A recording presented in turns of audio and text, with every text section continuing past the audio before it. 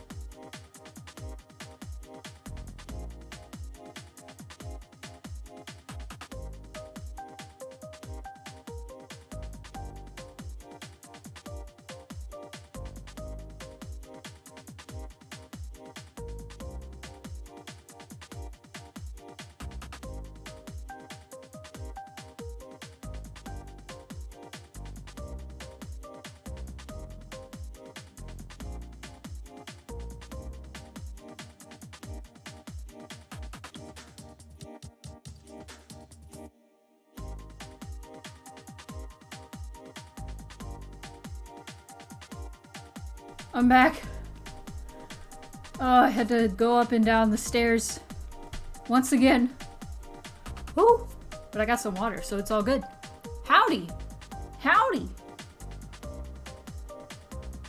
How's everybody? How's everybody doing? You know what? To start off the stream on some real good vibes, we gotta do one thing. You know what that is? Greetings! That's it. Thanks for coming, everybody. Welcome back from cardio. Basically, yeah. Basically, I'm gonna switch over here. Whoa. Now, since I got two monitors, I've noticed something. I'll be about to click something, and then my cursor moves to the opposite monitor, and I'm like, no, stop it. Okay, let's actually switch over. I'm all out of breath. Oh, some sad music from Silent Hill 2. How is my voice in comparison to the music? Let me know if it's bad. Two monitors rules. it rules, but also it's terrifying at the same time. I've lived a humble existence with one monitor, usually on a laptop, for so long, and then my mouth stops moving, and I start speaking to you through my mind. It's good, sounds good, going pretty well on sound. Hell yeah, hell yeah. You know what? You know what the raid message should be? I already know. It should be greetings, even though it's not Energy Sword Sunday. Woo! Woo! Oh. Oh. Anyway, hello Echoes, hello Breakbeat Bun, Max, Tazara, Bianco, hello everyone, hello. Sheeb Inu, hello. Voice is good. I know my voice is good. Woo! Alright. Listen, I have 3 monitors. I can never go back. Oh, Jesus. Oh, Jesus, you have 3 monitors. Okay. Okay. Let me not hit my keyboard with my thigh. Let's not do that. Oh, noises. Oh, the noises. Alright. Oh, the noises we'll hear. Good lord. See, technically, I still have 1 monitor. It's just my tablet is essentially a second monitor. I needed to get a new graphics card for that, so you know. Yeah, that's what I'm doing. Smoothie going.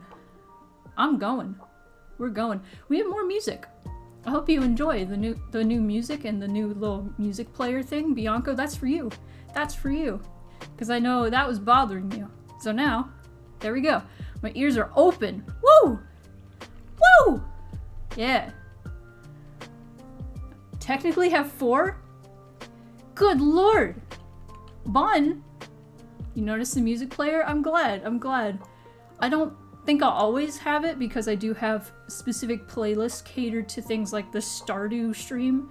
I have playlists specifically for that. And maybe I'll find a little music player for Windows Music Media Player. I don't know, because that's where all my playlists are for that. But anyway. Welcome to the stream! You all came here for this, right?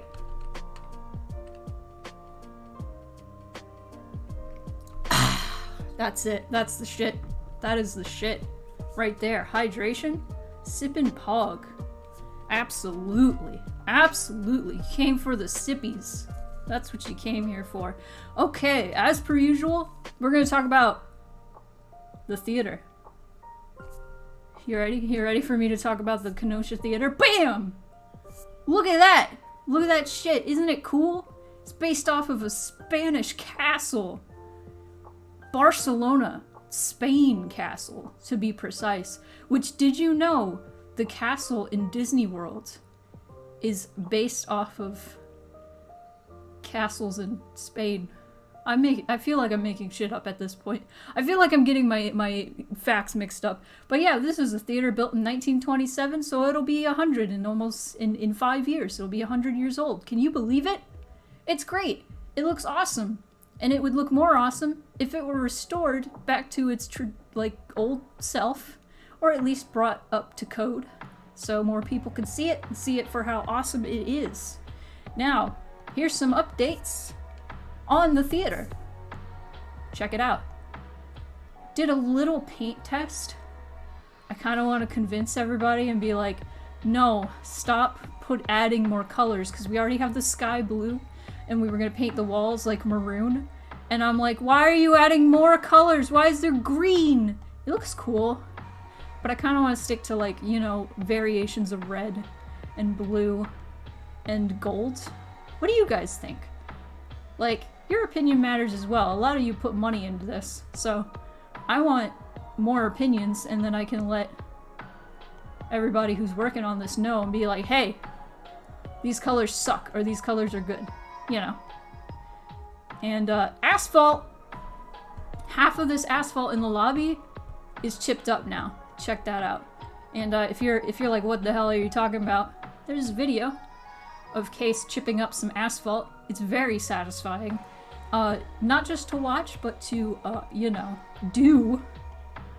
Check it out. Oh my god, it's so awesome. It's so awesome. Isn't it great? But yeah, those are some little updates. And the next fundraising stream is gonna be the last Thursday of this month, the 26th. And that's gonna be real cool. I hope to see you all there. It's gonna be 1 p.m. Central, the usual time for Theater Farming Thursday so far. And hope to see you guys there. That's almost 2 weeks now, so starting tomorrow, I'm gonna do my usual, like, yelling about the theater that I start doing 2 weeks before these streams, so you best be ready. You best be ready, and you best be ready to start telling your friends about it. Just start being like, hey! Have you heard about the Kenosha Theater? I'm gonna tell you about it right now. It's almost 100 years old. It'll be 100 years old in 5 years. Check it out. Check it out. Stream, May 26th. You can pay money to make Spoonie go through suffering. Woo! Woo! Okay, let me catch up on the catch up on the chat. There he is. Is Cinderella's castle Spain architecture? I believe so. Yeah. I could be. Wait, no. Sleeping Beauty's castle. I'm pretty sure. Sleeping Beauty's castle is the one somewhere else. France? Disneyland? Hey, I'm getting my Disney facts mixed up. All right. Maybe tiny green as a little accent like on those seems fine, but not more big blocks of new color. Yeah. Wish I could smash some fault. Get over here. Get over here. Get over here. Smash some fault. Oh, yeah, no, you can't really do it that long because the problem is not really so much like getting everything chipped up. It's like disposing of it because you can only fill something up so much before it gets too heavy to go dump out. Catch at least the end of it. Tail time. Tail time. Tail time. No, I shouldn't be happy about this. I should be scared. Oh no, tail time. Okay, sorry, I'm very cartoon character today. I'm drawn. So the Switch Fund, we're about like $44 and oh, quick math. What is it? 71? Yes, 71 cents away from $300, which would mean we spin the wheel again and somebody else wins stickers. I just sent out 3 packs of stickers to Mars, Max, and Theo. So I hope you guys get your stickers soon, and I hope you like them, because I feel like at least Mars is like, I don't know anything about Silent Hill, and then BAM! Gets Silent Hill stickers. What do you know? It happens. You will be looking for them. You get some boys. You get the Sly Cooper boys, Cooper Gang boys. I'm excited. I'm excited for that. I hate that song is called Buttville. It sounds so good. But there's that Switch Fund, and once it is reached, I will be getting a Switch, and we will be streaming Switch games from it. And I say we because I really want to stream the Klonoa remasters with Case, because we streamed the first Klonoa together. And yes. Now, is there anything else I need to talk about? I don't think so. Today we're going to be working on commissions. I'm working on 2 separate commissions. One is a Telegram sticker pack, and one is that maid that I kind of started last stream, or at least edited last stream. So without further ado, let me make sure everything is up and ready to go. Is it up and ready to go? Sure is. But we will be starting with this.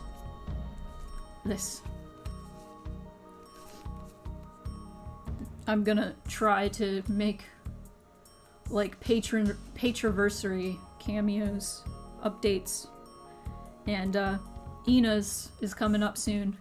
Inasu. So I want to make sure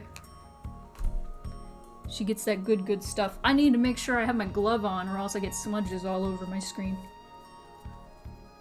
Cutie. Yeah, I'm updating this pose. I'm not a huge fan of the old pose.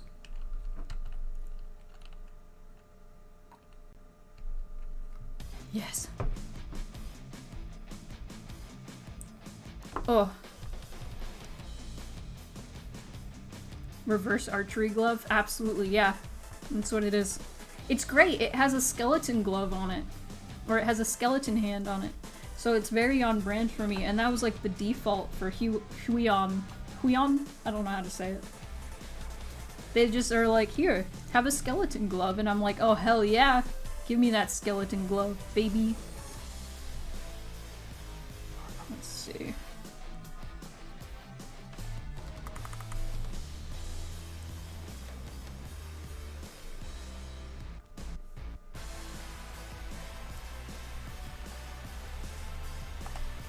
What if you combine the drawing glove and the archery glove? What would you be capable of? Well, then you would just have a glove in 2 parts.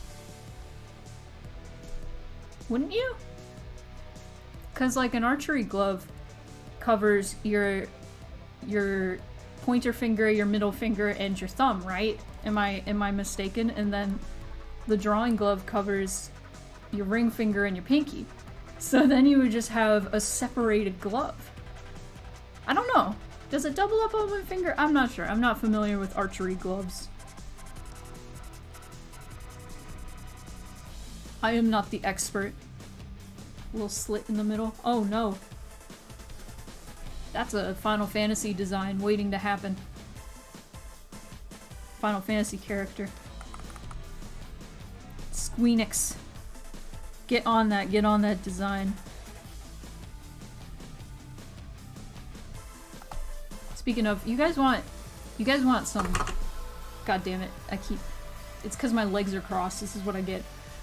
You want some trivia on why so many, Square Enix characters have, asymmetrical designs? Afternoon, Kaneko. So, the entire reason so many, Final Fantasy characters have such asymmetrical designs is Final Fantasy VII's fault. It's Final Fantasy VII's fault. And it's Final Fantasy VII's fault because that was the first Final Fantasy that was 3D. Because every other Final Fantasy used sprites, and so they made all the designs symmetrical, so they could just flip the sprites, you know? No problem. So Final Fantasy VII was 3D, and they were like, oh holy shit, we can do anything we want now. Let's make the characters as asymmetrical as possible. And that is why. That is why Barrett has a gun arm. That is why Yuffie has her weird funky thing. Her funky arm glove thing.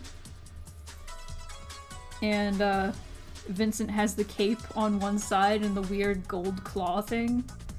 That is why all of these characters, not all of them, but most of them are just so goddamn asymmetrical. Cloud has the shoulder pad on one shoulder.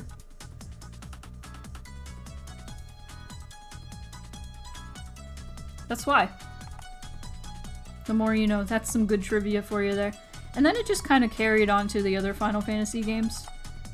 Because that just became part of their look, especially with like the success of Final Fantasy VII. I'm going to assume that's why that design choice kind of persists. Because you look at like 10 even, a lot of the designs are still pretty asymmetrical. I love trivia like that. They designed Aerith and Sephiroth too early. Yeah, they're pretty symmetrical, aren't they? That's another thing is, gosh, I should make a random Final Fantasy VII trivia, shouldn't I? But I feel like at this point, the Silent Hill trivia thing is more my brand. But in early concepts of Aerith and Sephiroth, they were supposed to be siblings. That is why they have the funky weird hair thing that looks the same. They have similar funky weird hair thing. You ever think about that? Oh no! Oh no! Random Silent Hill trivia. Oh jeez. Oh gosh. I haven't been studying. Oh no.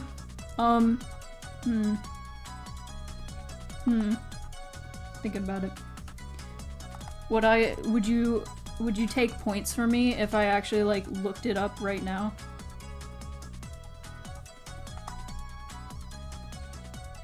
Oh no, I'm gonna give you some trivia. So, Masahiro Ito, the monster designer for Silent Hill 1, 2, and 3, I'm pretty sure. and most famous for Pyramid Head's design. I love him, and so very often he will tweet about this amazing thing that he has created called the Road to Fuck Toast. He had an explanation on why it's called the Road to Fuck Toast. Here are the steps and how to make the Road to Fuck Toast. Or here are the steps on how to make more succinctly named fuck toast. So you have a toaster oven.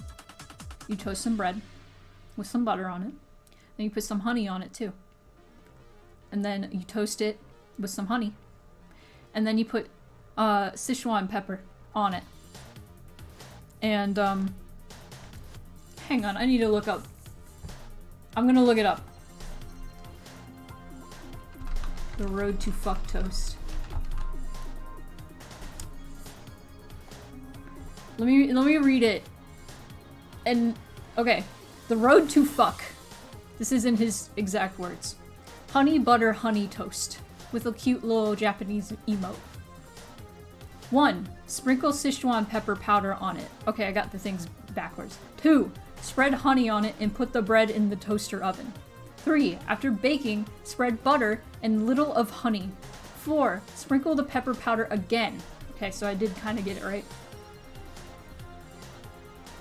I need to find his explanation on why it's called fuck toast. Ah, here we go. In my opinion, hot pepper with honey. Awful, goddammit. Black pepper with honey. Not too bad, I'm okay. Long pepper, Indian long pepper or pipli with honey. Yeah! Sichuan pepper with honey. This is fuck! And that is your trivia for today. It's pretty good, I've tried it. It is fuck. This is fuck.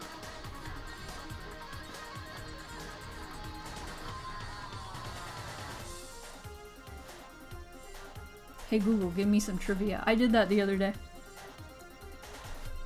I didn't say hey Google. I just Googled Silent Hill trivia to see if anything would come up, and I got movie trivia. Oh, I have one more movie trivia I think would be interesting to people. Just for the future. For the future.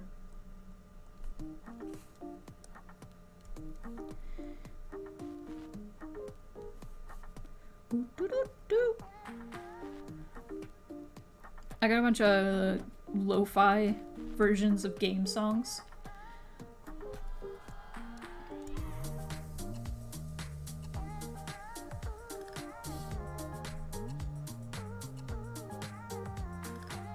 Gotta pick up some Sichuan pepper. Sichuan pepper is interesting.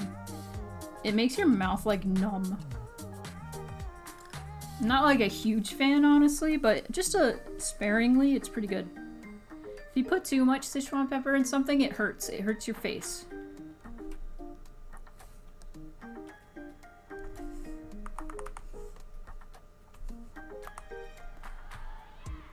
Awesome. Awesome. I have to say it like that. I'm reminded of the one esports player who loves seaweed in her cereal. Okay, that's fucked up. No, it's not the same. Sichuan and honey, good. Honey with savory stuff, good. Seaweed with cereal? No, what kind of cereal? That might be a game changer.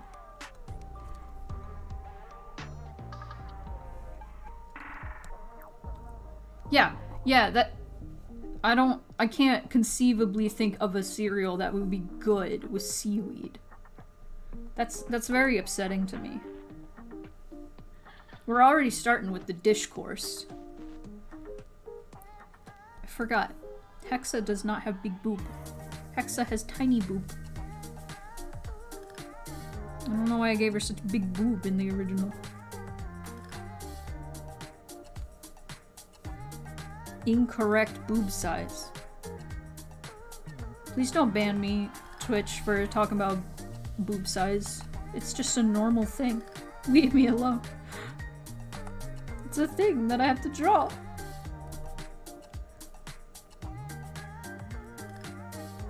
Captain Crunch, okay, that is a sin. That is a crime. That is a crime against humanity. That is awful. No. No, I don't like that at all. See, like, seaweed, if it were just salty, that would be one thing. If it were just salt and you were, like, salting your cereal, I might forgive you. That's fine. But seaweed isn't just salty, it tastes like fish, and having, like, fish taste with Captain Crunch taste is the most disgusting thing I've ever imagined. Not really. I've heard of worse, but that's still, like, awful. That's awful. No. No, I'm so upset. Swede. Smoking the Swede. Oh yeah, no, I don't doubt. I sound so accusatory, getting so angry over this. I figured that you're not, like, defending this at all, but whoever this is out there, you're insane. I hope you see this clip. You're insane. What is wrong with you? What, are your taste buds okay? Twitch cares not for your boob size conversation. Twitch cares that you are a furry. It will remember this. I love seaweed. Seaweed's great. Seaweed's great on a lot of things. Just like sweet things? No. No. That's a crime. Criminal. Under arrest. I'm the food police.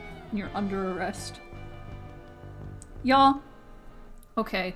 This is random, but it's because it's like consuming my entire life right now. And that's not an exaggeration. I am so obsessed and caught in the sauce of Horizon Forbidden West. Please, if you've never played any of the Horizon games, there are only 2.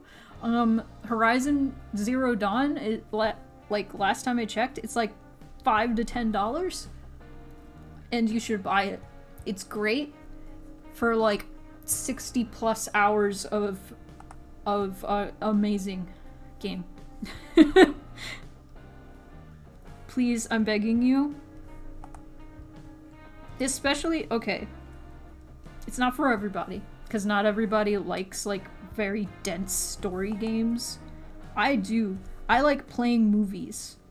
So maybe I'm a little biased. I like games that are basically you're playing a movie, but it's not just straight up Telltale game kind of shit, though there is a lot of that in it. The actual like combat is fucking incredible, and it's great. It's like, oh, it's so good. See, okay, like I said, seaweed with sweet things, no, because it tastes like fish. It tastes of the sea. It's not just salty. It also tastes fishy. Putting fishy with sweet is not good. Yeah, I'm talking about Horizon again. Hello, Relia. It's consuming my life. I want to say I'm like 20-something hours. I'm more than 20 hours at this point into the game, but I've also been taking my sweet-ass time. I don't want to say anything because I don't want to spoil anything for anybody, and I don't want to accidentally spoil things for myself. Just know, those of you who've never played, holy shit, that story is so good. And, yes, I love it. I love it. Which, third of the map are you in? I'm trying to think how to... I know some people don't like anything, like knowing anything about the game before playing it. I want to say... Okay, I just went to Plainsong. I'll say that. And from Plainsong, I was allowed access to a certain, quote-unquote sacred place. And now I'm going further west. Oh ho! Yeah. I'm very excited. I just got to that point today, like right before starting working on stuff, and now I've just been working on stuff with that at the back of my mind, like, oh, I want to go. Oh, I want to go explore. Oh! Not that I'm not happy to be here today in this stream. I am absolutely thrilled to be here hanging out with all of you working on stuff. But also floating in my head brain space, my mind palace, if you will, is just this little gremlin going, Horizon! Horizon! And I'm like, please calm down. Please calm down. I just need to work on stuff.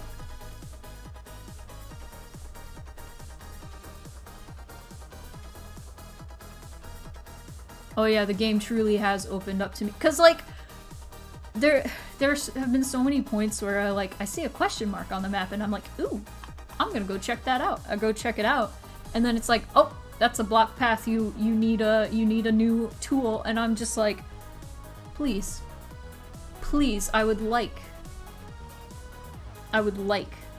to explore more.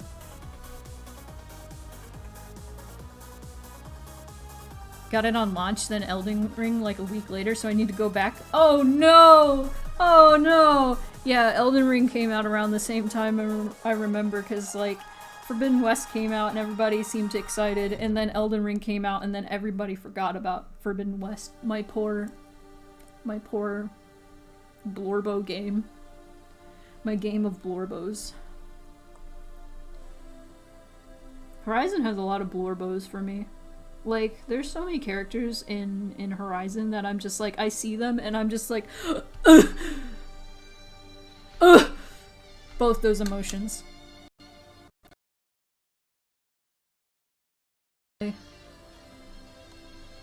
Spotify decided to glitch out like that for a second.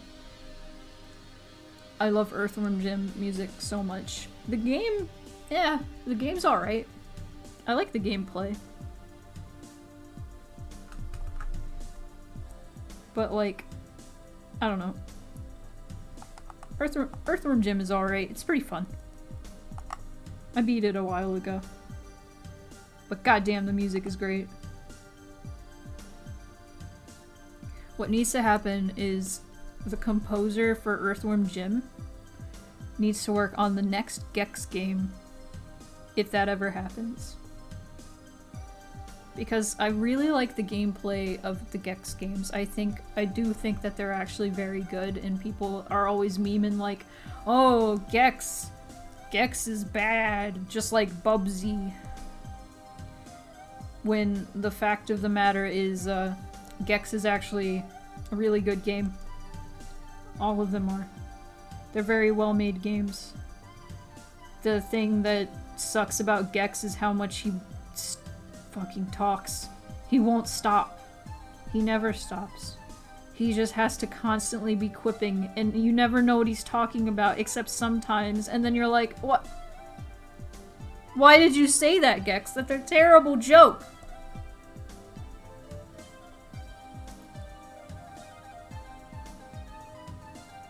Gex is like Bubsy but good? Exactly. You didn't think anybody remembered Earthworm Jim? I remember the cartoon! It was good! I loved Earthworm Jim when I was small. Smaller. I'm still pretty small, but...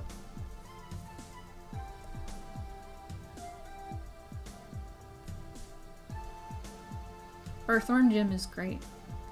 It's a little LOL random, but it's great.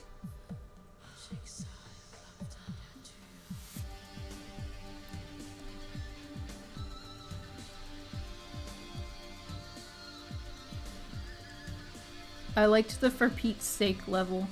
That one was nightmarish.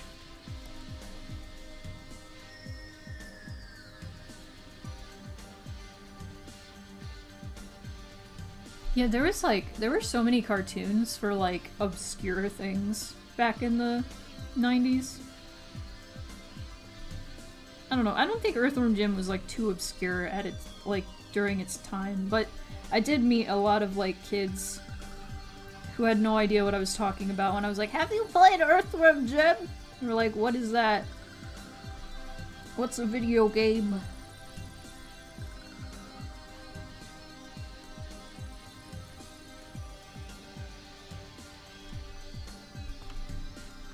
I do have this memory of this kid at my church had a little Coco Bandicoot figure. And, she just carried it around with her, and I was like, whoa, where'd you get that Coco Bandicoot? And she was like, what did you call it? And I was like, that's Coco from Crash Bandicoot. And, she was like, no, this is Foxy. And I was like, no, that's Coco. She had no idea who it was, and she had a little Coco figure, and I was very upset. Are you telling jokes in my chat? What are you doing? Do they allow loud laughing in Hawaii, or just aloha? That's pretty good. Thank you. Bianco. That was so funny, I laughed with my mind.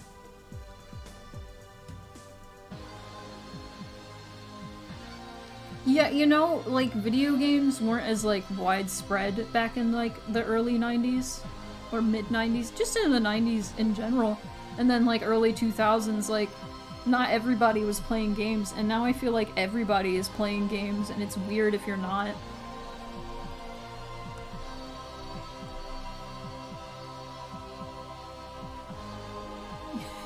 You're feeling accepted. Yeah, if anybody ever wants to tell, like, a short joke, as long as we're not, like, derailing the conversation, I'm totally okay with you just highlighting your message and telling me a joke. I enjoy a good corny joke.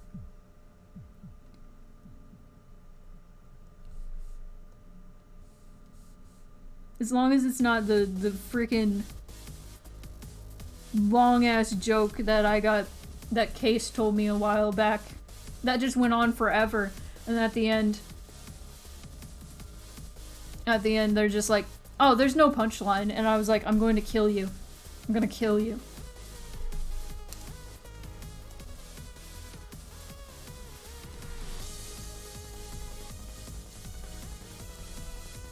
I didn't say that, of course I didn't say that, that would be awful. Toe Jam and Earl! Gonna head to bed? Have a good night, Echoes.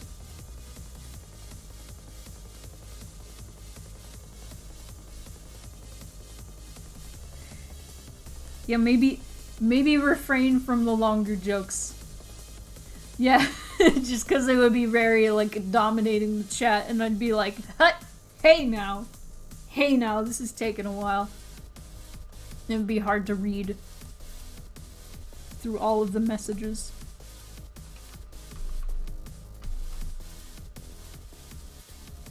Ew!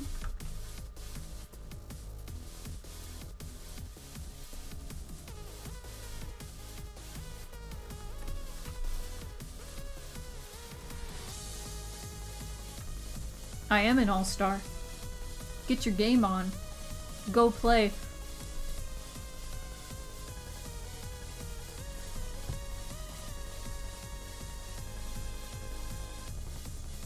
Hey now, you're an all-star. Get your gam on. Go play. Alright guys, I'm gonna go play Forbidden West.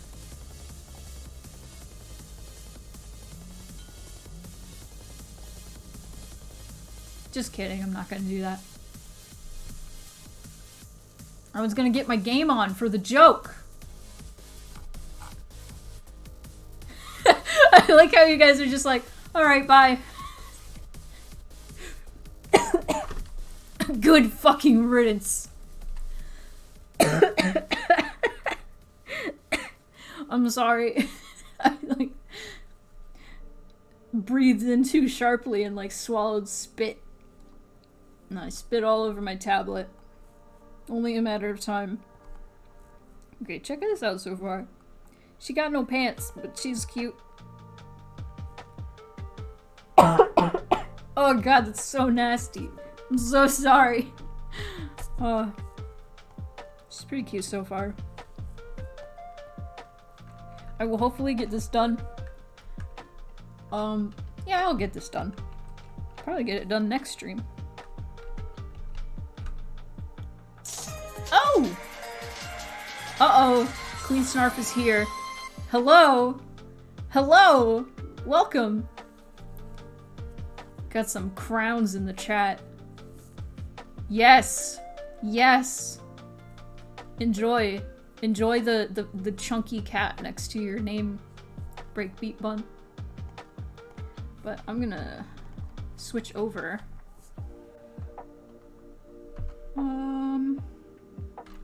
Piece 4. Punk Cat 96. And I'm gonna save Hexa. I'm glad these streams are relaxing. Hi, Soul. Welcome. Welcome in. We're working today. I mean, I'm always working. I'm always working when I'm streaming.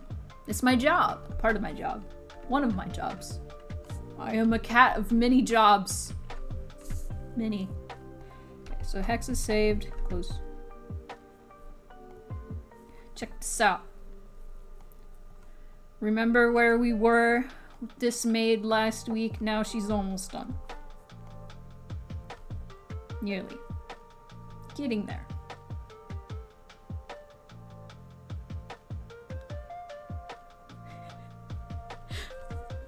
I will call you Val from now on. I will change between Breakbeat Bun and Val. Just to, like, so the chat doesn't get confused. Because I know there are some people in chat that people get confused and I'm like, hey, that's Air. Oh, that's Elliot. Oh, that's Cal. And then people are like, probably like, who the fuck are you talking about? So I try to like change it up. I was the first bodega cat? What does that mean? What does that mean? Was I the first cat to be sleeping in a bodega? To be chilling? Chilling in a bodega? Also, I love that shark. I love that Duke emote. That's great. It's like a bobblehead. You have to dip in 20 minutes? No!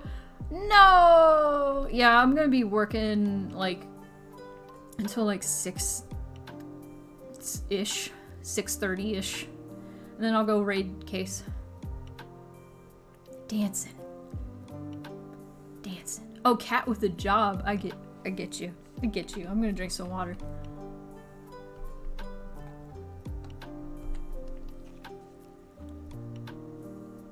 Do you guys know that Dire Docs is like... It gets caught by copyright claim very easily, and I did not expect that. Nintendo's crazy about their music, and so is Square. But this is a cover, so hopefully I'm safe, but... You ever start sketching something and realize the angle you had in your head isn't, like, possible? Oh! All the time! Oh! Sorry, that peaked the mic. But... You can always make the thing in, like, Clip Studio Paint and see how possible it is. With, like, a doll. Sometimes you gotta fuck with the anatomy to make it work. But, yeah. Sorry, I'm just chilling here. Stretching. In this case, it's scenery.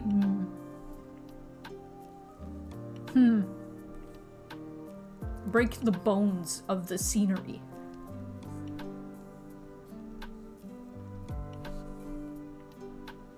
Break the bones. I have all of my things open. Oh. There we go. Alright. So I've been doing this thing. It's been really helping my shading a lot. I saw Fetal Stars doing this. who's been in my chat a few times. I don't know if you're here, Fetal Stars, but if you are, thank you.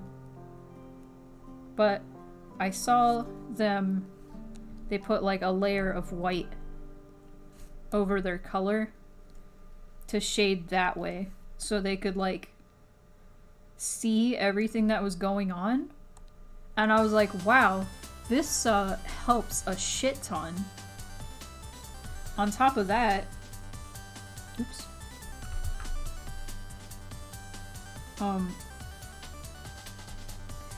One thing that I've been doing, I don't know if I really saw them doing this, but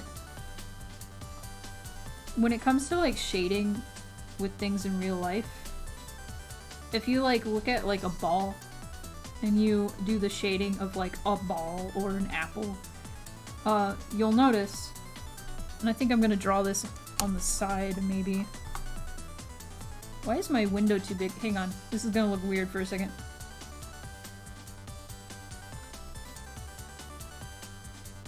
It was like so big it was outside of my screen.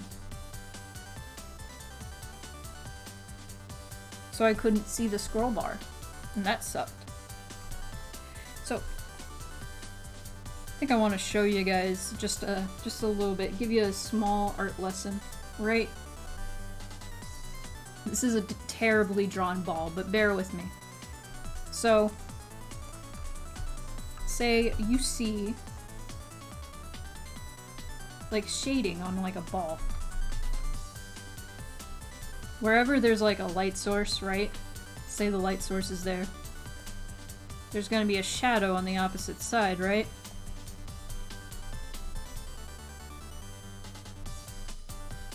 Like that. However, there's gonna be another sneaky little thing. And that's highlights. Wait, let me make it lighter. Like where the light source is. And there's also this sneaky little thing where there's like a little bit of light source. Or not light source.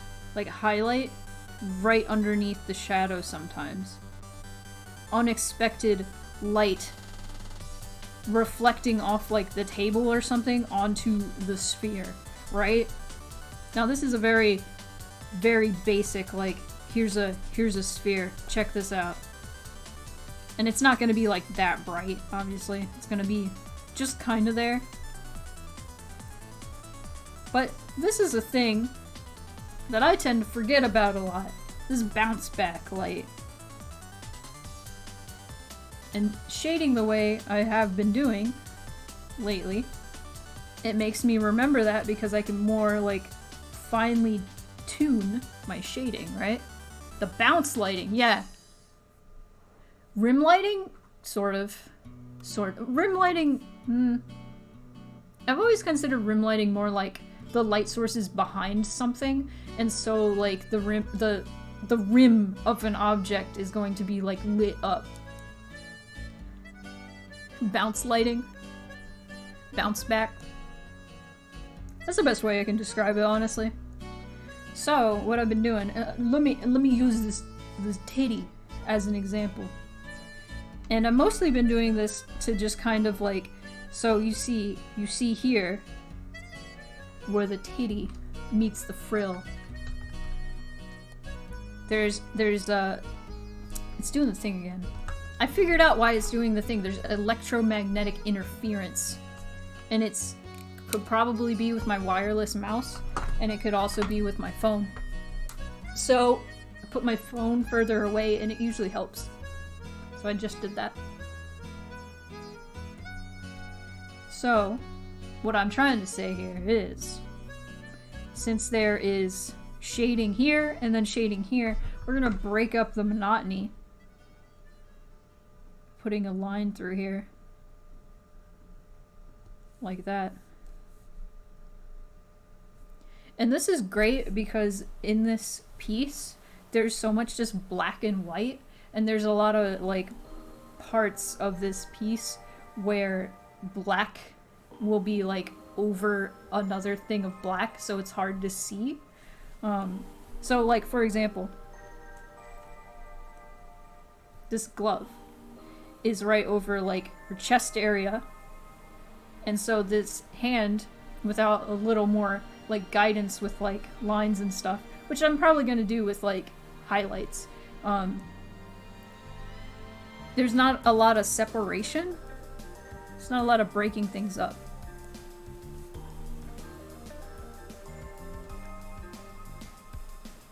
Actually, like, learned a lot about this sort of, like, technique from, like, painting. A lot of techniques in painting is just breaking up monotony, is how I would describe it when teaching people. Breaking patterns. Maybe not patterns, but, you know, you're picking up what I'm dropping down, I hope. Whether you draw already or beginning to draw or would like to start drawing someday or have literally no intention to ever draw. I hope this is interesting to you. And I just like describing my process as I get into it. I also want to put another shadow. I'm probably just going to do another layer with, like, other shadows.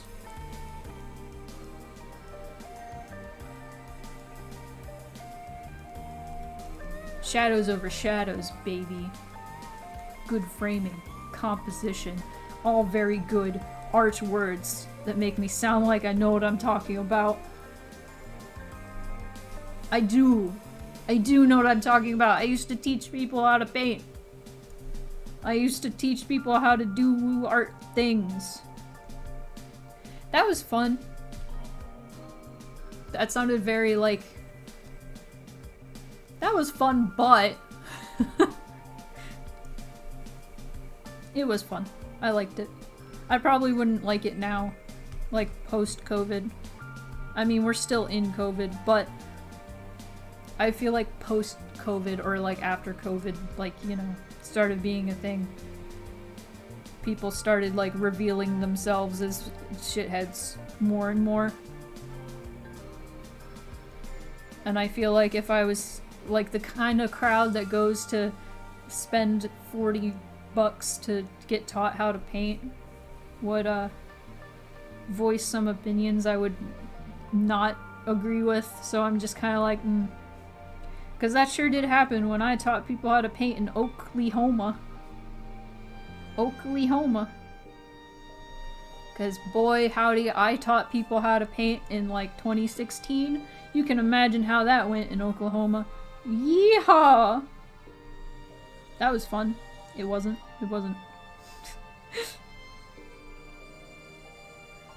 You are in the fucking classroom today. Buckle up.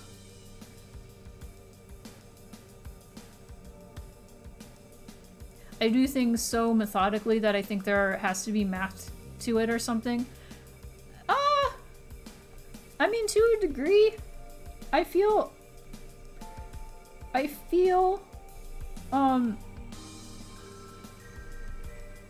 with art, once you get it down to like a science and you have like your own style and stuff,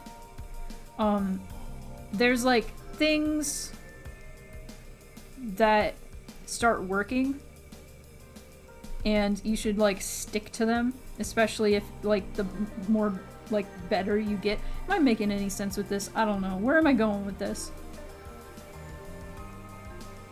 There's pretty methodical ways you can get into art. Cause like you're into graphic design, aren't you? Cause like graphic design is super methodical.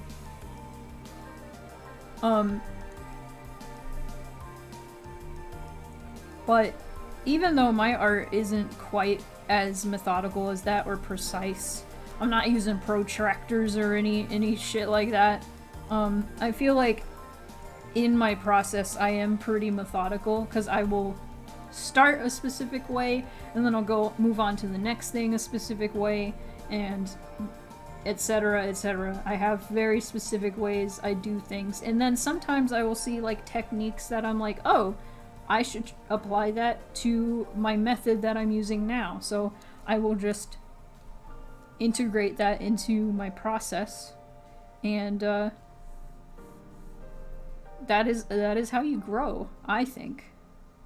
Sometimes I think you can get caught in your own head, and you can get so used to doing things a certain way that when people like suggest different ways to do something, you will just be like, no, this is how I do things. It's kind of like the whole, oh, that's just my style, like, attitude a lot of artists will have, especially like young artists. And it's like, no, you gotta like open your mind to suggestions and stuff. Oh boy, I haven't even gone down here. Haven't even made it down here. Like, I think it's a good balance of like making your own like mechanical process if you are a more mechanical person. I definitely am. It helps me to have a specific way to do things, but also being open to like suggestions and learning new things and ways to do things. Ken Penders? Which one is that? I'm bad with names. There is science behind it, whether you're conscious of it or not. I'm trying to keep up with like all the different things people are talking about. When you're talking about breaking up monotony, that's basically the concept of information density they're referring to. Not to misrepresent myself as a scientist, I just know trivia. That's interesting. That's an interesting way to look at that. You do music! That makes sense. Music is very fucking methodical. Like, music is so math. It's so math, like both in the Adventure Time math adventure adjective way, and the more literal it's math way.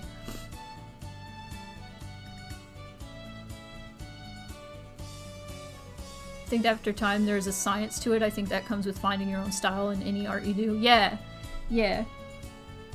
I like math.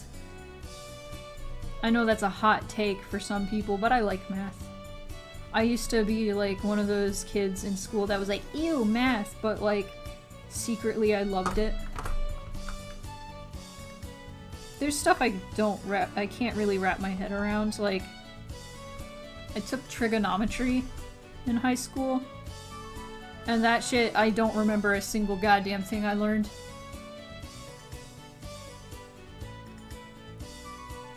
I'm infecting you. I'm very curious. I wonder if there's like a reason in the UK y'all say maths instead of math. Like, why do we say math and why do you guys say maths? It's so interesting. Music is anything, but even by accident it is math? Oh yeah, absolutely.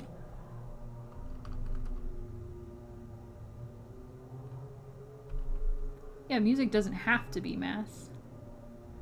But you can't deny that instruments are made with math. And like the whole musical scale is all like math.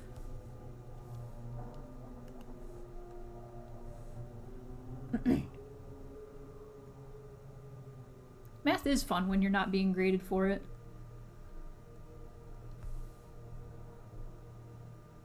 Oh, mathematics. That makes sense, I guess.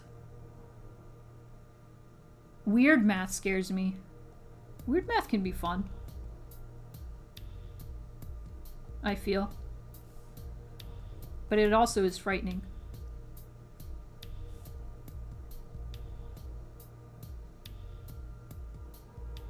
But math sounds so fun. Like math, the word. Y'all want to talk about wormhole logic? Do I ever? That sounds fun. Hello, King. Welcome. Welcome, welcome. Welcome in. I'm shading a boot and we're talking about math. Or as the Brits say, maths. That's so hard to say. That's why it's math. That's why we changed it to math. T, H, and S together, it hurts. It's not a good mouthfeel. That's probably why. The maths. It's bad.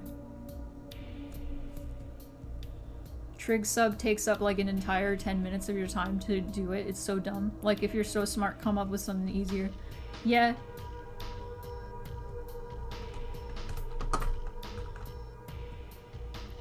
God. No, I don't want... There we go. I want this.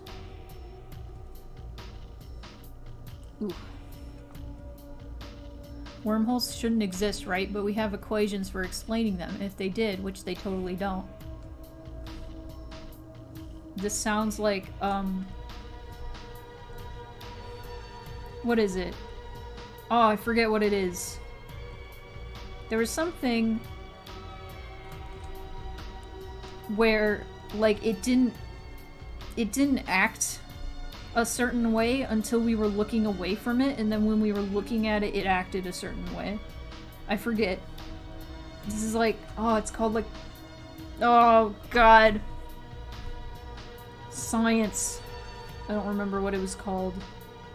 I was shown a video on it and it was fucking wild. String theory? No.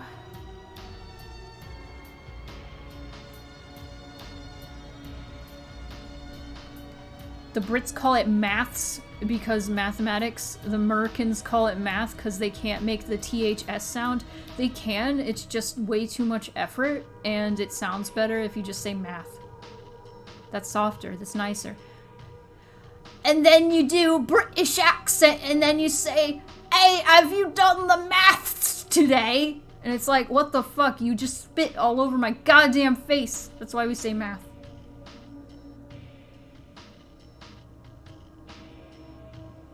Oh, the theorem. Oh, quantum. Yeah, that's quantum shit.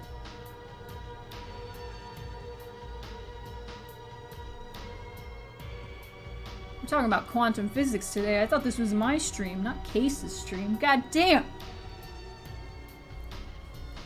I'm sorry, I'm so racist against British.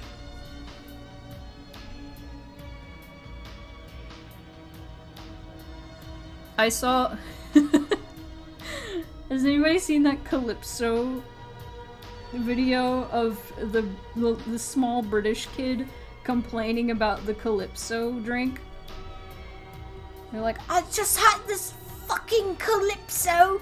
It's fucking minging!" And I'm like, what the fuck is minging? Kaneko, can you please explain what that is? Unless it's something offensive, in which case I'm so sorry. Not all of us are from the streets 1820s London. Yeah, of course. I am just making fun of you because it's funny and you've been around for like 8 years. Maybe not 8 years, maybe more like 4, but... Suck your dad! That video. Hello Shin, welcome. I'm drawing Shins right now. Sorry. Oh, Shin the Kiwi. 104 gift subs. You're under arrest. I almost said under control, but that's the exact opposite of what I wanted to say. You're out of control.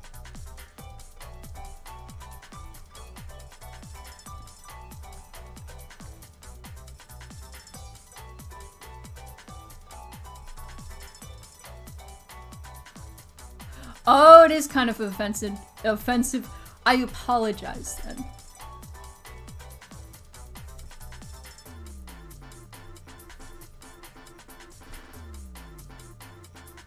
Are you leaving, Queen?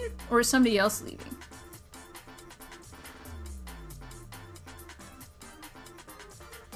Okay, minging isn't. Okay. I just wanted to make sure I wasn't saying some offensive British slang.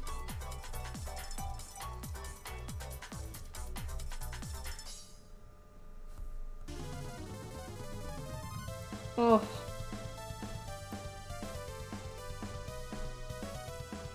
You guys, My brain went really fast just now, but I just heard the Golden Sun music come on and I was like, man, I do like a lot of obscure games, don't I? Golden Sun is pretty obscure, I think. Has anybody ever heard of the game Magic Pen Gel? There's a PS2 game. Tunes the fuck in. Golden Sun was like my life when I was like 13. Excuse me, 8,513. I'm immortal. I slip up sometimes. I've been reincarnated a few times. Haven't heard of Magic Pen Gel. What game controller do you think has the crunchiest buttons like you get in Factory New? They are just crunchy. Like, okay, usually it's the knockoff brand of a controller. Because I just got a new controller for my PS4 that's like a knockoff brand. It's pretty crunchy and I like it. Mario Party 8 had to be recalled because it had a slur. It's a slur for the UK and it's not a slur for us. I try to avoid saying it, like, even though, like, it's not a slur in America, but it is in Britain. It's a really bad one, too. Because I know there are a lot of Brits in my chat. They let you go early? Nice. You're free. Come on in. Come on down. I called this character a mouse last stream. I think she's a rat, because she has a rat tail. Either that or a very short-nosed possum. No, it's, I don't want to say it out loud. It's, S-P-A-Z. T-I-C. That word. Because I know in the UK, that's, like, major slur. In America, it's not at all. We don't use that as a slur. It just means something that's like sporadic. Sporadic is not really a synonym. It's more like adjacent, but you know.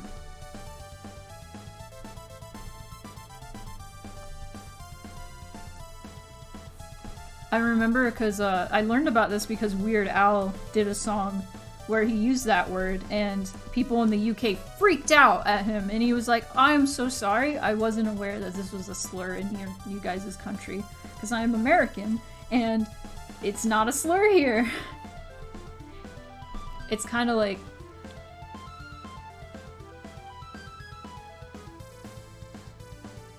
I know, it's also, it's used as like a slur for like... It's like an ableist slur.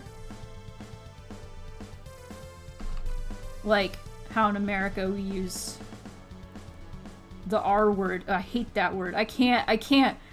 Everybody's probably like, oh, Spoonie, just say it. And I'm just like, no, I can't. I can't do it. I can't do it. I'm gonna do some like sorta rim lighting with this maybe.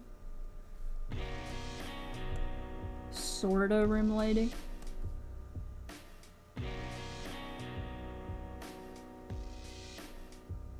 Yeah, I guess it's not as harmful as slur.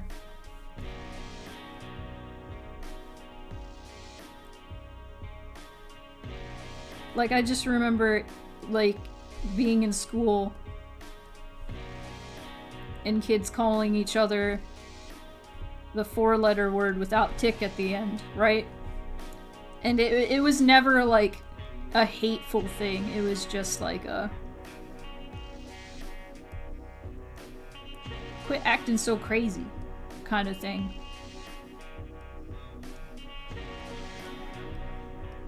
Quit being all over the place. Quit doing that.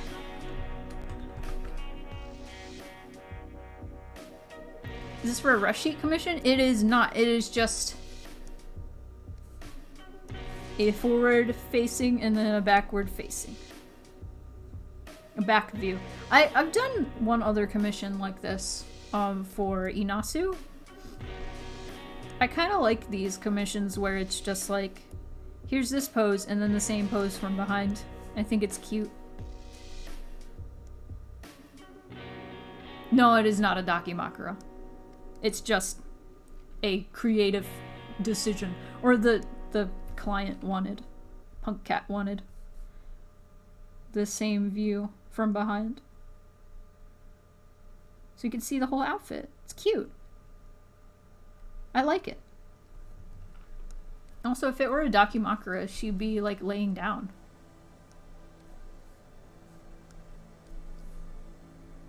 I have done a few Dakis. Those are fun.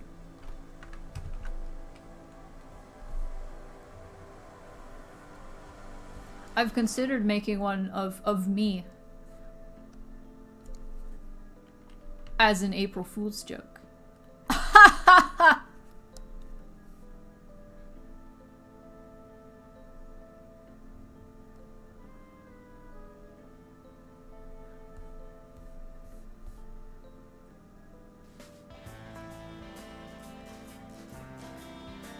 I need to order a Daki piece one day, but never put it on a pillow, just like a skateboard or something. Oh my god! Oh my god! A Dakimakura, a skateboard.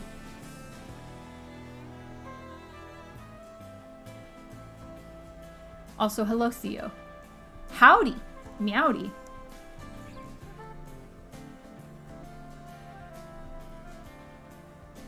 I think it was a Kylie Henke who did that as an April Fool's Day joke once. Where she like drew her Sona in like this Dakimakura pose. And it was like, hey you guys, I made a Dakimakura design, and then you click the link and it takes you to Rickroll. But now I can't do that joke because now you guys know. You order it and I just send you like a picture of Rick Astley.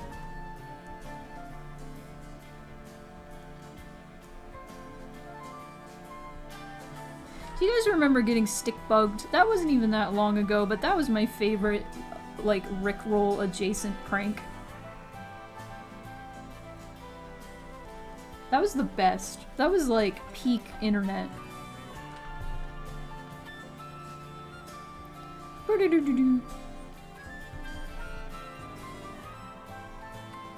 A flip book of Never Gonna Give You Up? That'd be a long flip book. Oh my god, a Rick Astley Daki? I feel like Rick Astley would not appreciate that.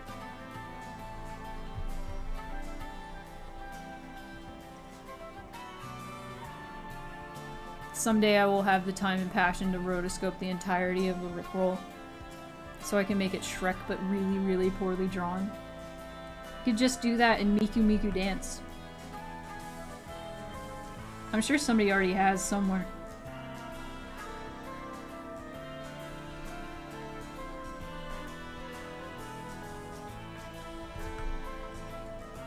Woo!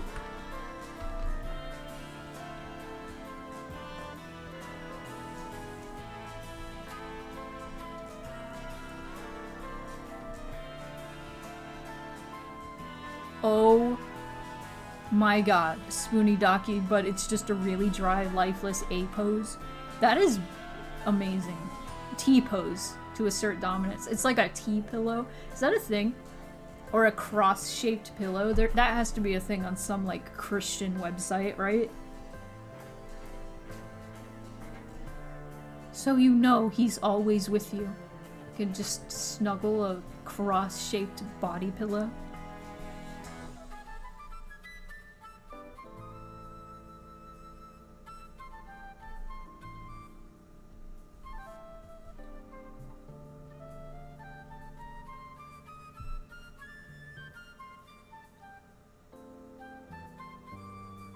T-shaped. Yeah, but you need room for the head. It's the thing. So no head. Just headless Spoonie. Just headless Lou.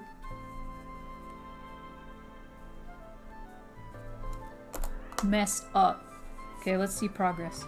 Let's see progress. I forgot to turn my mouse off to get rid of the electromagnetic interference. Check that out. so far.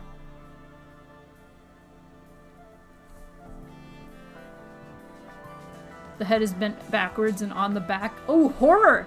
Horror Dakimakura. Ooh, yes. I like it. I love it. I like it.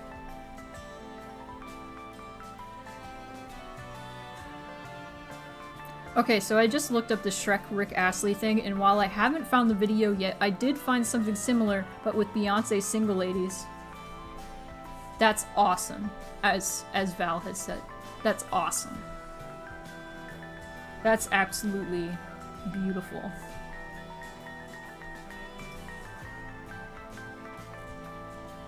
Hey, why is my stream labels not working?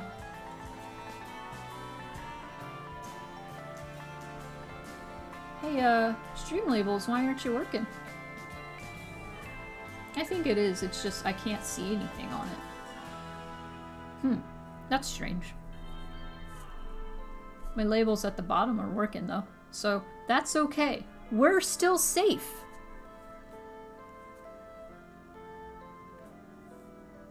Oh.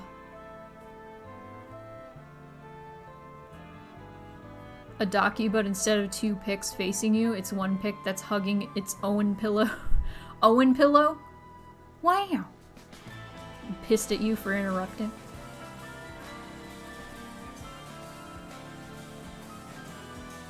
Interesting. Interesting idea.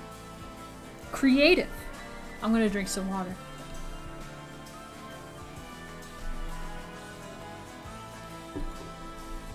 Dakimakura. Dakimura in a Dakimakura in a Dakimura.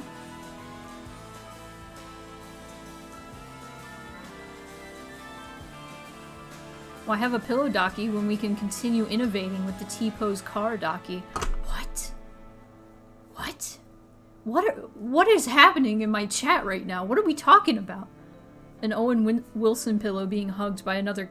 I thought that said another car, and I was about to be real fucking lost. Matryoshka Daki? Daki Makura? What is happening?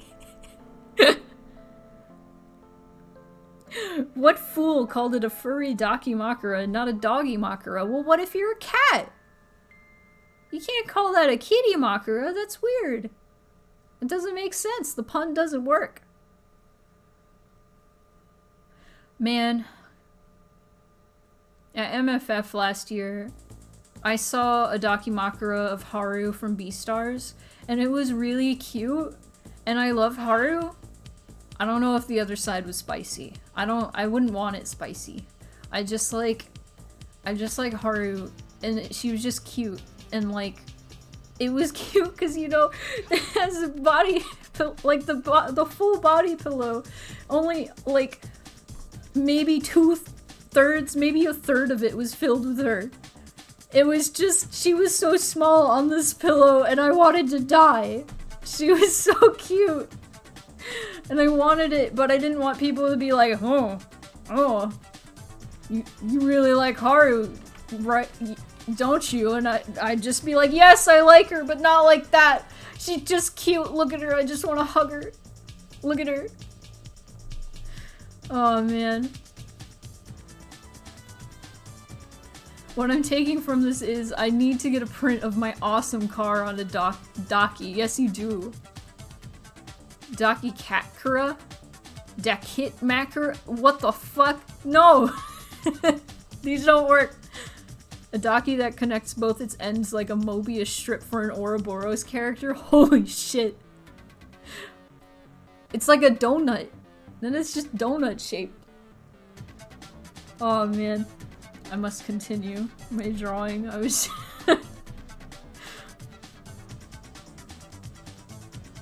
Daki Nyakura? Close. We're getting somewhere.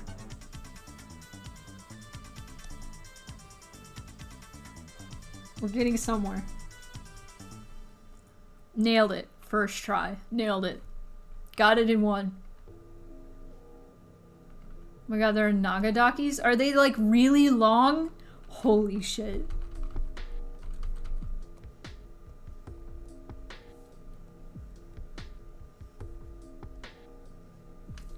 I've had one Dakimakura my whole life, and it's embarrassing. What character it was.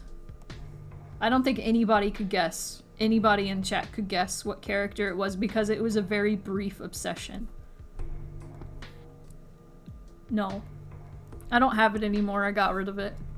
Because my obsession ended. They're like 8 feet long, that's incredible and I want one. No, it wasn't Sans. That'd be funny though. That'd be funny if Sans was like very short on it. Oh my god. I don't think- I seriously don't think anybody could ever guess. There's like no context clues in any past streams at all. PO3? Oh man. Oh, I want one now. God damn it. I love PO3. Or Poe, rather. Good afternoon, Corgi. We're talking about Dakimakuras. Is it one of the characters I mentioned in one of your old YouTube vids? Nope. I'm telling you, this was like a couple month obsession. I'll give you another hint. It was a dating sim.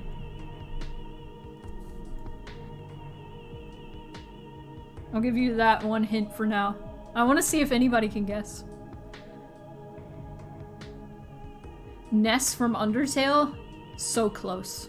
So close. So incredibly close. You're not close at all. Not close at all. You're out of it then? Oh. Is it a hot tofu boyfriend character? Nope. I'll give you another hint.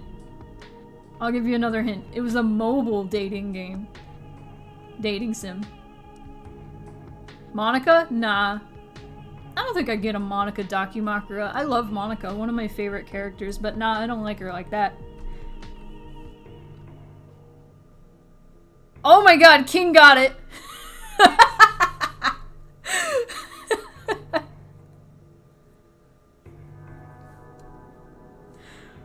King got it. King wins the prize. You win, I don't know, you win my adoration. You win. 707 from Mystic Messenger.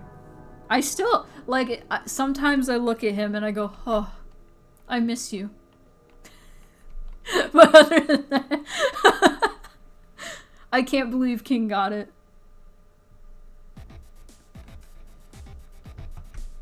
It hit the vibe check. Oh yeah. For like a few months, I was really into Mystic Messenger. I honestly, I'm still pretty impressed by the way that game was done. I don't really like mini dating sims. And the only two I've ever really been impressed by have been Mystic Messenger and Doki Doki Literature Club. That's because they shook up the formula in a way that made me go, oh, this is very interesting, actually. So...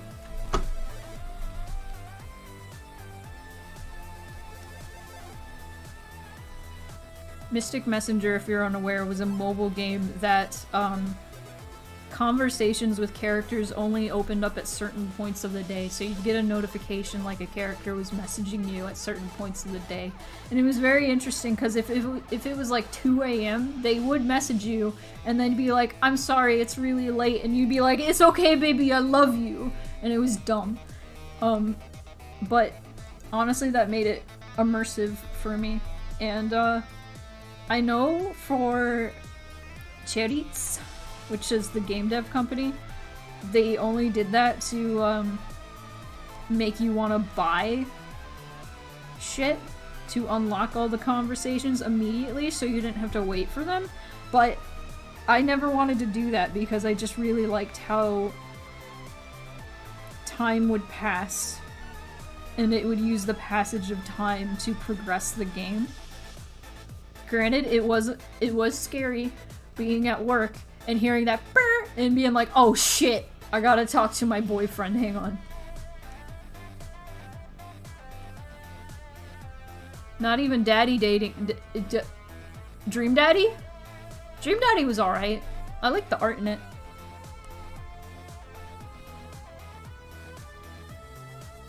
To be fair, mobile dating sim had a 90% chance of being Mystic Messenger. I'm like, yes, but also the fact that 707 was the first character guest is so funny to me. Is like 707 really like that on brand for me?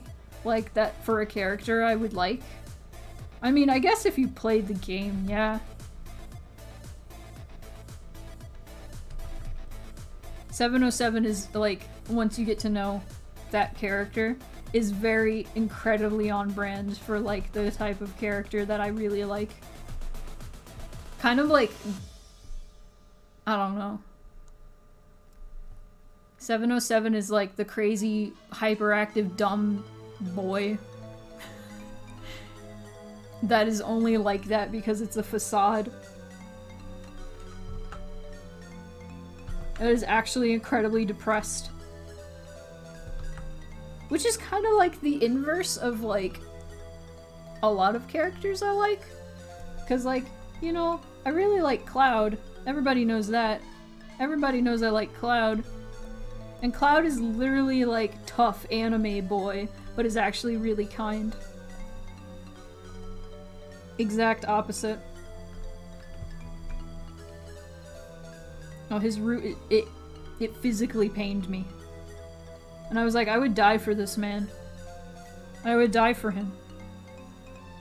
It was good. But yeah, that's the only Dakimakura I've ever owned, and it's embarrassing. But I have no shame. None. Maybe a little bit of shame.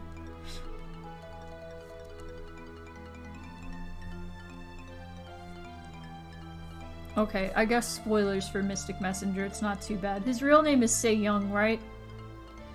And I cosplayed as a character from the game Seiran. And I went to a convention and I ran into somebody cosplaying as 707, aka Se Young. And this kid was like 12. And I was like, bruh, I turned 8,525. And they were like, oh god. So I'm Say Young and you're Say Old. And I was like, don't do that. Shame is illegal in this stream. You're right. I feel no shame. I have nothing to hide. Nothing. None.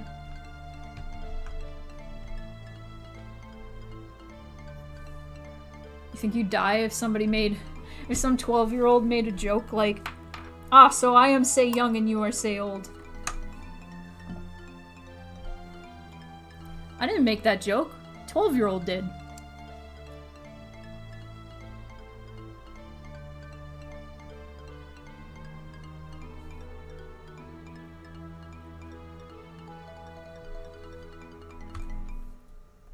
Is there a problem with this funny joke? That I didn't make? That was said to me? In public? At a convention?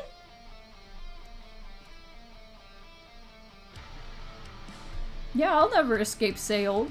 Because I am Say Old.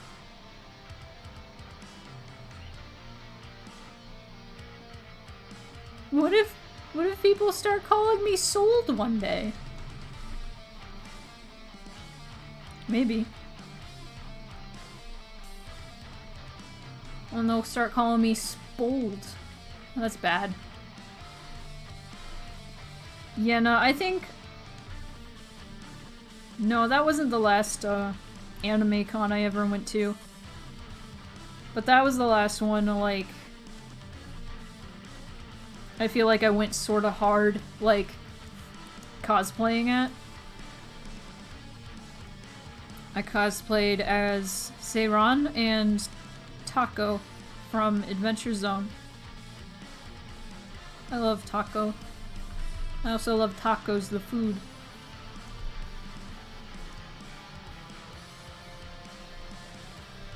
Spold. You heard me.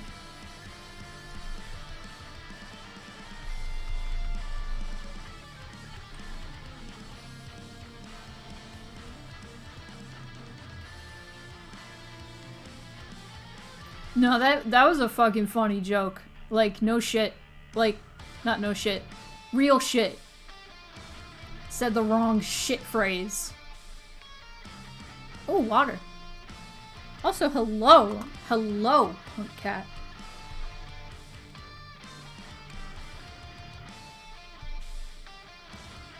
You know, Taco from TV?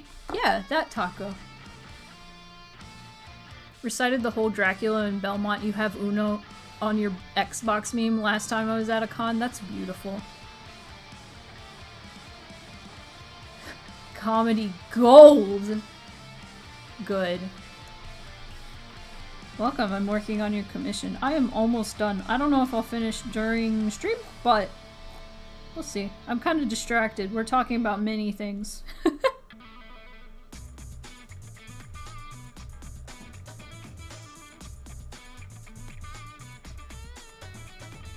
Many things.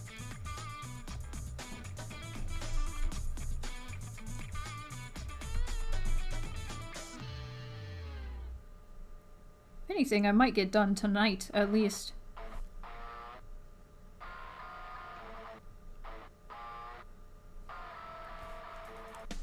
No. You've never been to a con in your life? You're kind of crazy. Admittedly, I have to really mentally prepare myself to go to a con. Even, like, furry cons are crazy, but they feel, like, significantly more tame than anime and game cons to me. And I've been to a lot of those.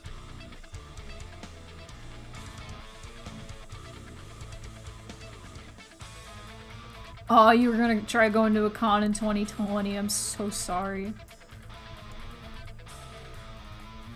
MFF was, like, really good about, making sure everybody was vaccinated. You could not get a badge unless you showed your proof of vaccination. And, everyone was wearing a mask at all times and wearing them correctly. Admittedly, not in the hotel rooms from, like, the room parties and stuff.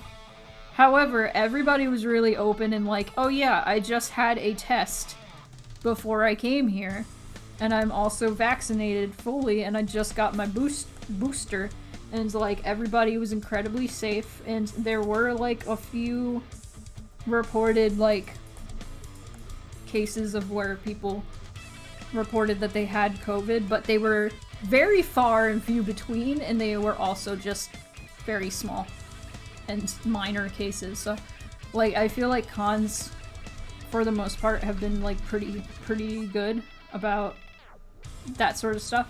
If everybody's wearing a mask, like, while on the con floor, I feel like that's good. That's a good sign.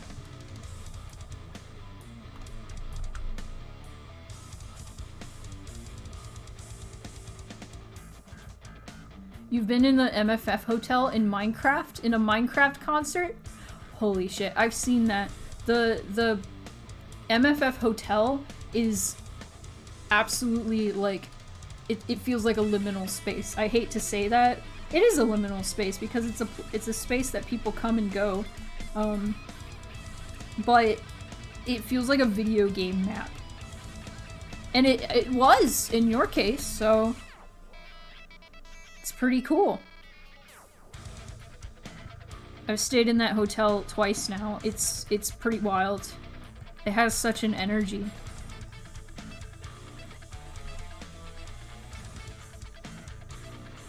Yeah, side-eye packs. Side-eye them. FWA was a disaster from what I heard. Oh geez. Yeah, I think it's hit or miss. Thankfully, MFF was pretty good about everything. Hey Gorillo, what's up?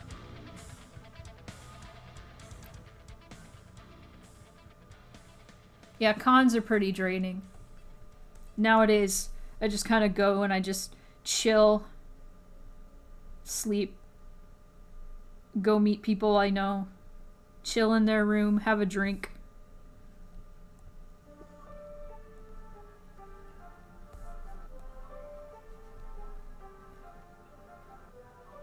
Living the life, that's the way to be. It's a beautiful day outside. The sun is shining, the birds are singing. On days like this, chat members like you should be enjoying my stream. Watching me shade? I don't know. Something like that. Oh, stretching time.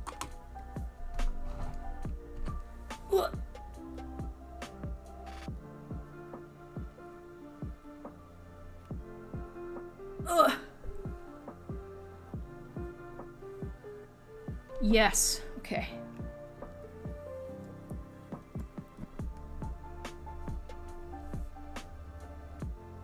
I do kind of want to experience cons and room parties someday, but that's so far off for me, I think. I don't get out easily. Oh, we gotta get you out. Honestly, I used to be, like,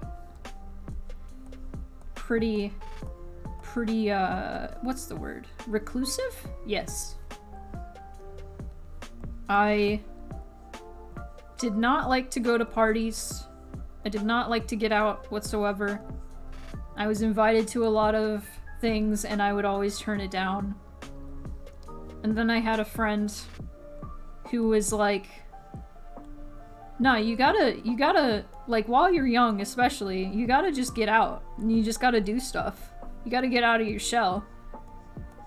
And when somebody's like, hey, you wanna try doing this thing? You just gotta do it. You just gotta do it for the experience. And at first I was just like, nah, I'm good. I just want to stay home and play Soul Calibur 5.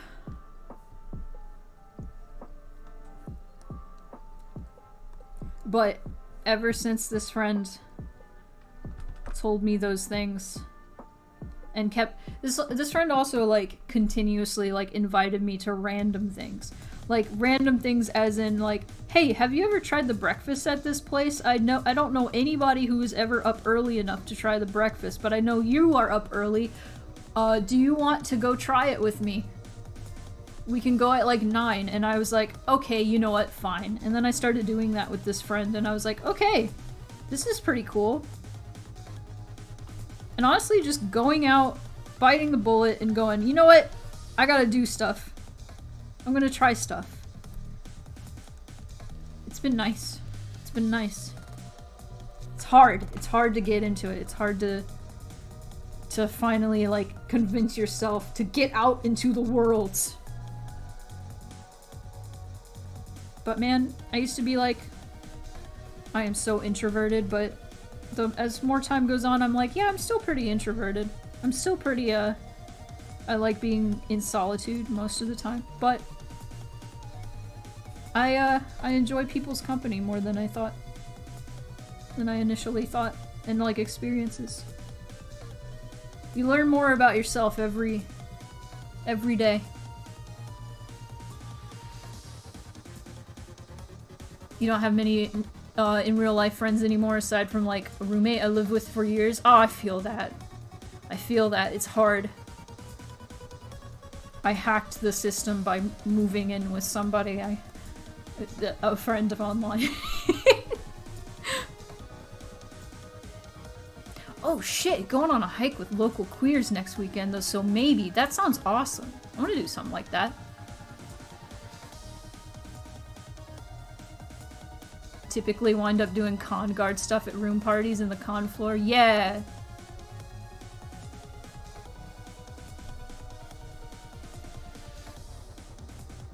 Yeah, Gerlo, I think we, like you commented on, like, stuff of mine on like DeviantArt. That ages this story very much, but, like, we truly just met and became friends, like, at a con. Like, I have met people, like, in person and then like become friends, and then we're online friends after meeting in person, and that's always weird. But but yeah, COVID is definitely a huge factor in not going out. Wow! Thank you for the bits and the cheer. Or the same, they're the same thing. I don't want to say your name wrong. Lysiva? Lysiva? Lysiva sounds interesting. Thank you. Thank you for enjoying my art and my talk about getting out of your shell.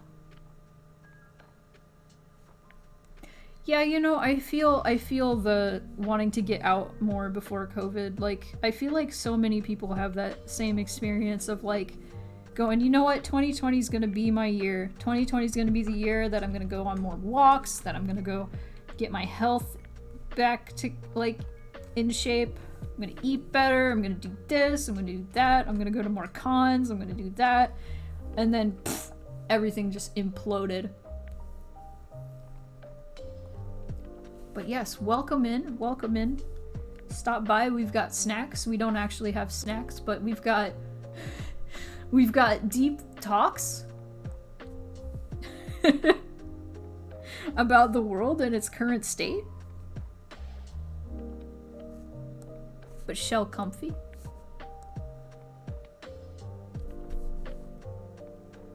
We might have snacks. You know, that'd be cool. That'd be cool if we had snacks. What if we did have snacks? We might. Oh shit. Eat up, chat. We've got snacks. Nom nom nom nom nom nom nom. Alright, that bit's over. Snacking on seaweed? Seaweed's good. Get out the way, I called dibs! Eat that crunch. It's funny, the only reason I still have that is like when I had my old model that like moved and wasn't just a stationary hopping image. I was eating food and I needed something to like be in front of me that made it look like I was actually eating food. And so I did that bit. And that was a fun bit.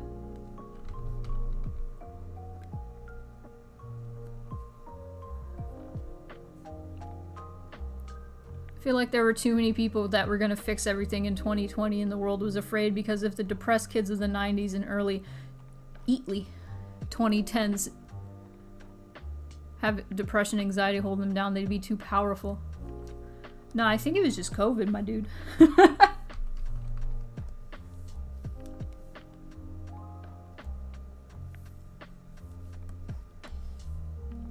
It just sucks because like 2020, like before, you know, shit got real. 2020 just is the coolest sounding year, right? It sounds like the future. So of course everybody was like, yeah, this is the year, this is my year. I mean, people do that every year, right?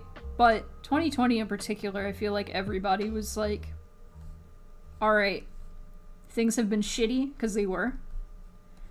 And we're gonna get our shit together.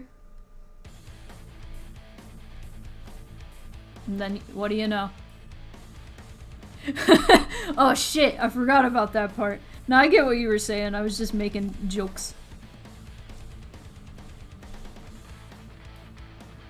You did get a lot of your shit together? Yeah, that's good. I did too, you know? Some good things did happen to individual people, and I'm happy for that.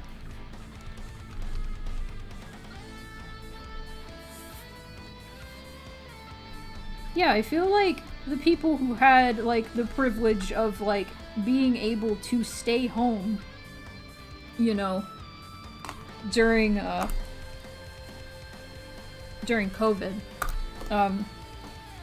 got to refine, like, skills that they never had before. Like, I knew a lot of people that didn't cook before 2020, and then learned to actually cook.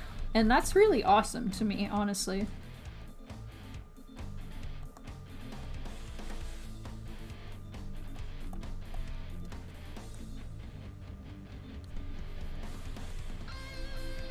Dead air. Dead air. I'm not talking. Oh no.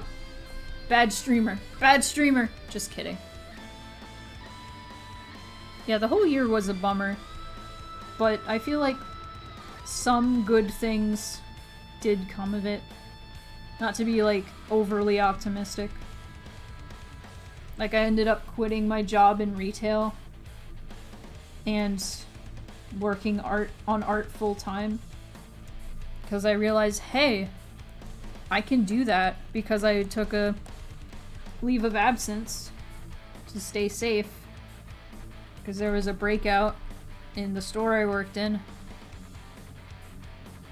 And I was like, you know what?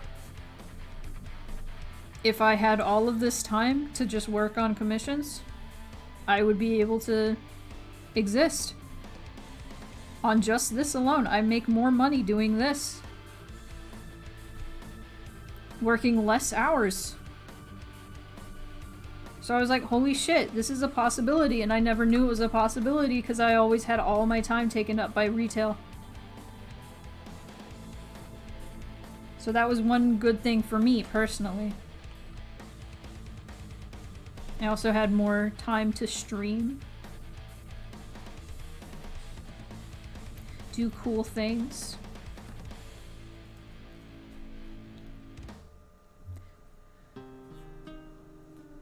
The people I got close with in 2020 have provided me opportunities that allowed me to take a leave from work this year, and like next week I get to play a card game with some real cool people on a stream.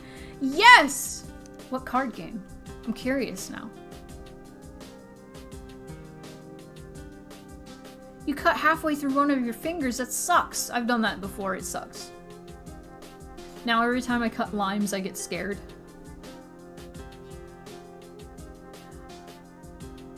You know what? I don't think COVID will ever be under control at this point. I feel like it's just, it's gonna be a constant. Not to be a bummer or anything. I feel like, existence is just changed. And if we want to be safe, we could just go out in public, wear a mask. And it's not too big a deal. I'm used to it by now. I'd prefer wearing a mask, even. And people may look at me funny, but you know what? At least I'm not dead.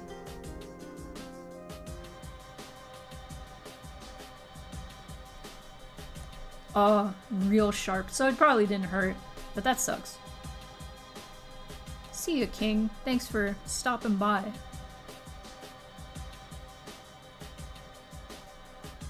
When will every event stop being a super spreader? When people realize they should wear masks to events with a lot of people. Because it can, like, you can have a big event and it not be a super spreader. MFF is a prime example of that, because it was not a super spreader. There were a few small cases and they were under control. And it just goes to show you, if everybody shows up vaccinated, masked, boosted, all that stuff, everything will be fine. The thing is, like, the mask mandate is so fucking, it's so stupid. It's like, oh yeah, masks are optional and like everywhere you go now. And the thing is, it's spread through the air. Like, hand sanitizer doesn't really do anything. So, and we've known this for a while, and every place is like, hey, we sanitize everything, and we have hand sanitizers, but masks are optional. And it's like, that's the thing that stops it. That's the thing. God damn it. Like, I feel like we can be a little more, like, relaxed about everything. However, only if other people comply.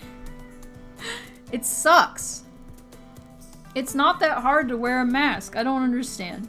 I like wearing a mask, especially now, because it helps with my allergies.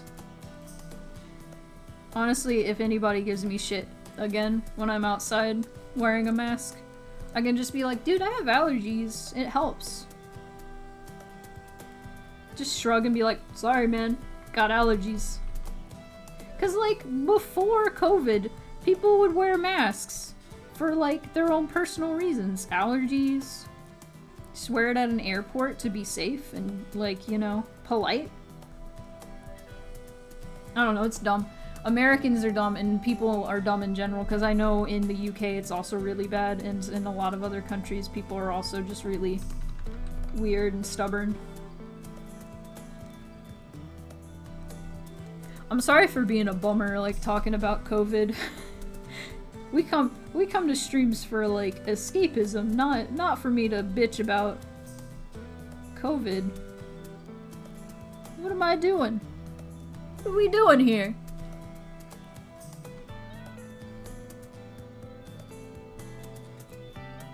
That experience. Wait. A while back we went on a trip and we're as safe as probably imaginable, but my father still got COVID. Like, we barely left the hotel room. God, that sucks. God, that sucks. Yeah, I've even heard of people being fully vaccinated, wearing masks everywhere, and still, like, catching COVID and dying. Like, it still happens. Doesn't mean you shouldn't get... I'm missing a line here. You shouldn't get vaccinated, because it's still, like, it doesn't prevent it. It's just like a seatbelt. You know how seatbelts don't, completely prevent car accidents? Or deaths in car accidents? But they still, like, lessen the blow? That's what a vaccine does. Go get vaccinated.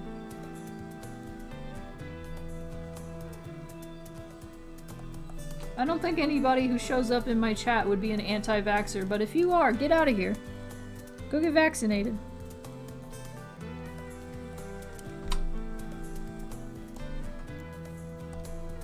Woo! Hatred, okay.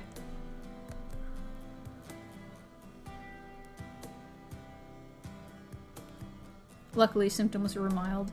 That's good, at least. That's still, like, scary.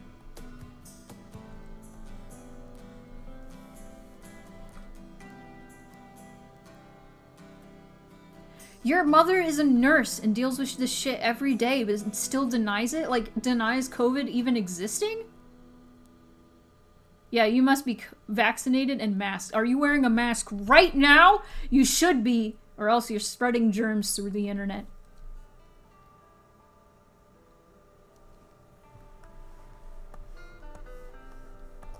Honestly, right before stream, I considered wearing a mask just so I could stop spitting on my goddamn tablet while I'm talking. Because while I'm talking, I have, like, my stream voice going on. My stream voice is louder than my usual speaking voice. And so I'm spitting fucking everywhere.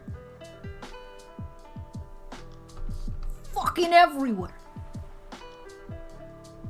It's fucking minging. I'm sorry.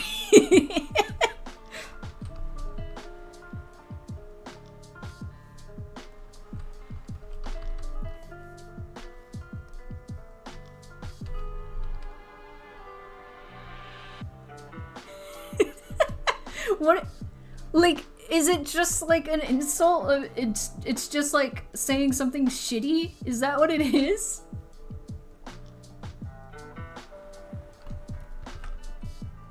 God, now I'm thinking of that happy German boy.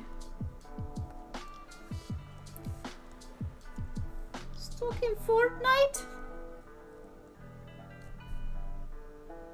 Fucking cola! Yippee! God, I love that kid. Yippee!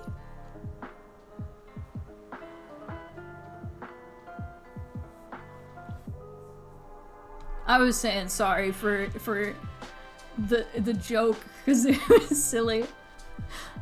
Not necessarily for the insult. Very bad or unpleasant. Ik drink cola och speel Fortnite. Yippee! Spela? I don't know. I'm not very good at German. My ancestors would be very upset with me because I am very German.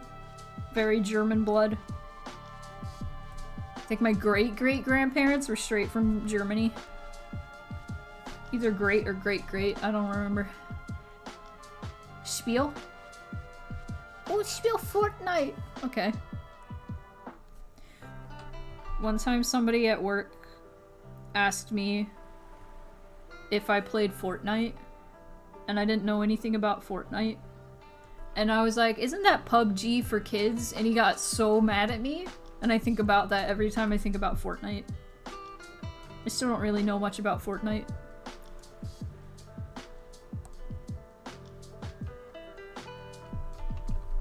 Dude, like, got hostile. Was like, it's not for kids! And I was like, oh, I'm sorry, I thought it was. It's so funny. It's so funny. If you ever want to make somebody real angry, when, like, just for the hell of it, just say that. Just be like, oh, isn't that thing you like for kids? They get so mad. Dude was kind of a creepy, kind of a creep. I don't remember, he like weirdly, vaguely flirted with me and I was like, nah man, I am incredibly gay, please stop.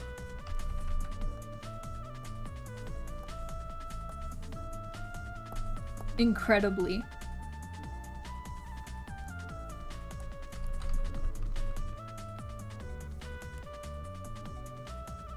Fortnite is basically PUBG for kids. Oh, I see. Okay, so I was right. I'm immune to it. I play Mario games. You're not gonna catch me saying, no, this is a game for adults. See, you're in the right here. If you say, isn't that a thing for kids? And you go, yes, it is, but I also like it. That's fine. It's the people who get really mad that are like, no, it's not for kids. It's for me. That it's like, okay, that's a red flag right there. That's a big ol' red flag right there. You can accept that a thing was made for kids, but you also still enjoy it.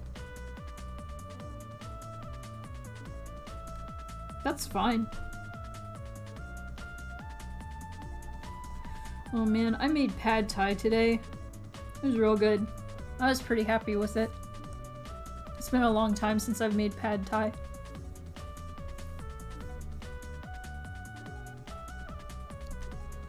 It's one of my favorite foods.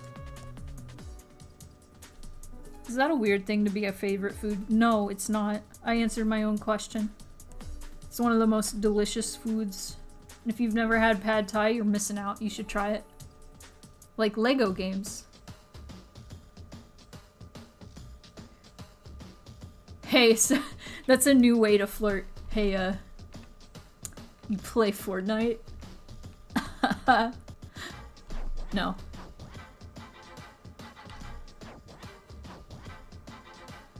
That chicken satay? That sounds good. I don't know if I've had that before. Cucumber sauce.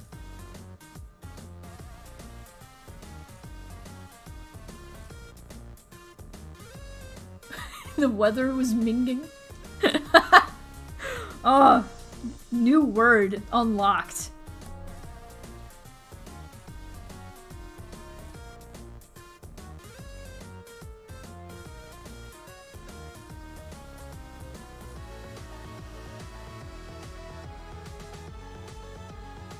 Oh, I love Thai food so much. I just made Thai soup the other day. I'm in a Thai food mood. I love Thai food.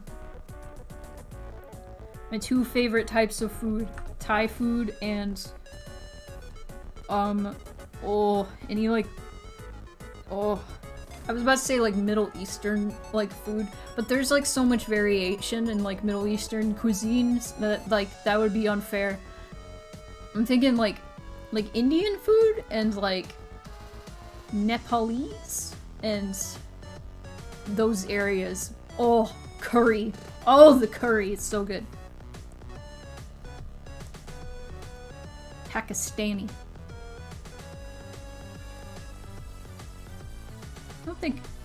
I don't know. India is not really part of the Middle East. Is it? I don't know.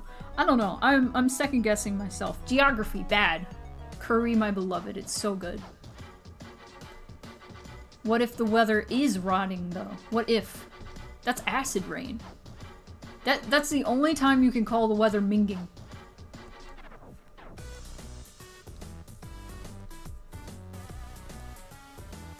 Acid rain. Only acceptable use.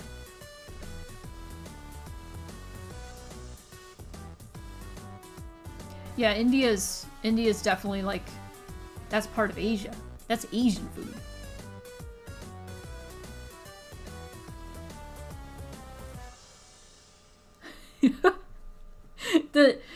The proper usage of this new discovered word minging. This is the theme song to the rotting weather, the minging weather. You've returned. We're talking about acid rain. I don't know. I don't know what's happening anymore. My chat's out of control. They're out of control. Yeah, we're still talking about minging. It just came back because I made a reference to it once again. That's my fault. Okay, now I want to do extra shading. Like this. Because the hand is like, you know, over the body.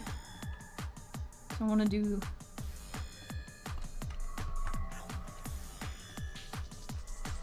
That sound sort of sounded like the save noise in Silent Hill, and it scared me for a second. I was like, oh no, did I switch to another scene?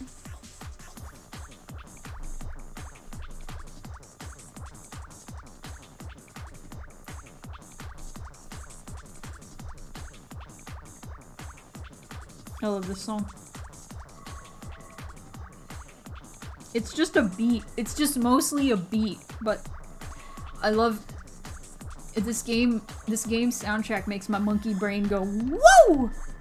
It's great. I guess that's why it's for, Ape Escape. Oh. Monkey brain music.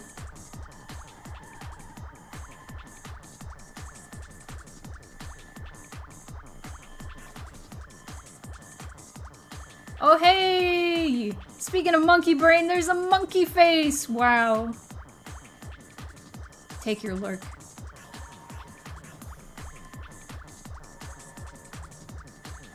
That is a command that I added and I forgot, because Kaneko's the only one who ever did that. But I made that specifically for you, Kaneko. I know you're lurking right now, but that's for you. Monkey. Monkey. Okay, I'm gonna make this skirt a little darker underneath.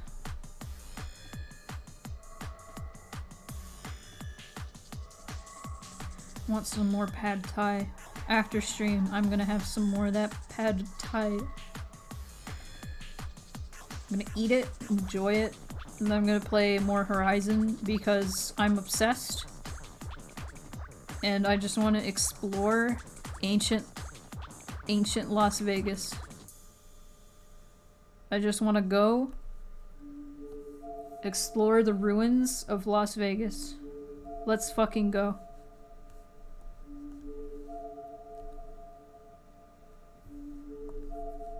I think I explained that last commission stream, is that the thing that made me like Horizon so much is, I knew nothing about it, and then I was playing it, and then I ran into the ruins of, like, a modern place, and I was like, wow! What? Wow! And I got excited. Gonna go get a start on dinner. What you eating, if you're not already gone?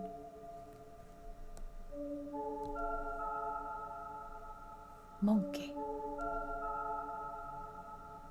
It's a good song. Okay, nearly done. I am taking so long on this shading, but you know, it's good. It's good to take your time on an art, especially when you're a speed demon like me.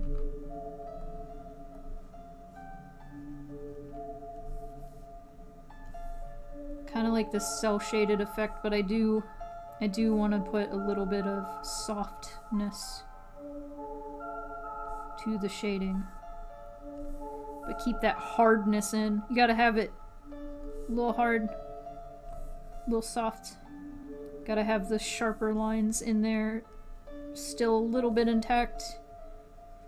But maybe blur it. Oh, I was about to say blur it where the light source is, and I have not been doing that, so I'm gonna go back, because it's gonna bother me. Light source is over here.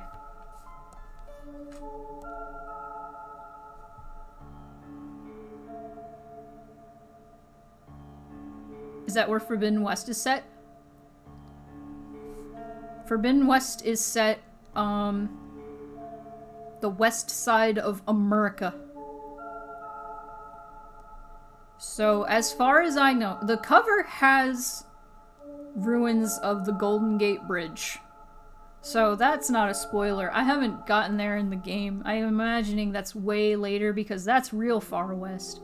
From what I'm understanding, pretty early in the game, I was in Utah. I found a place that, after looking it up, I found out it was in Utah. I'm imagining I'm going to find Las Vegas at some point.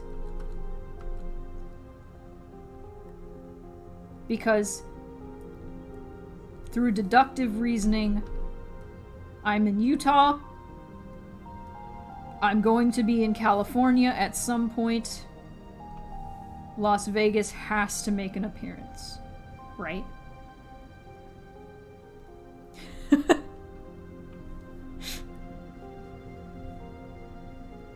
I just remember,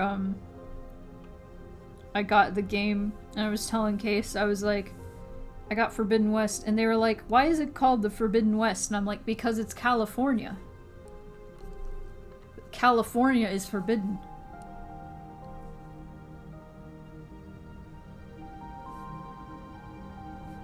Oh, you gotta play Forbidden West. If you liked Zero Dawn, Punk Cat, you will really like Forbidden West. Obviously, I'm not gonna spoil Forbidden West on stream. I'm just gonna yell and be like, please play it. And anything I say won't be like, spoiler of the story. I'll just say, like, you know, vague things.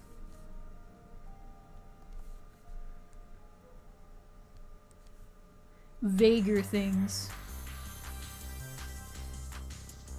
Have you played Zero Dawn, Snarf? Snarf!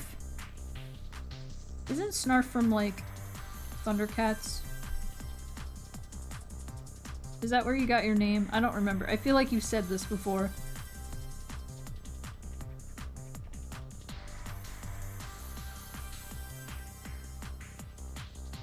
You gotta play Zero Dawn. I think you would really like it.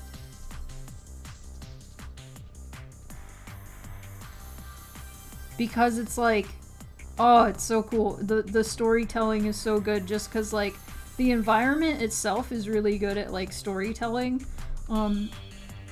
Cause, like, everything is, like, primitive.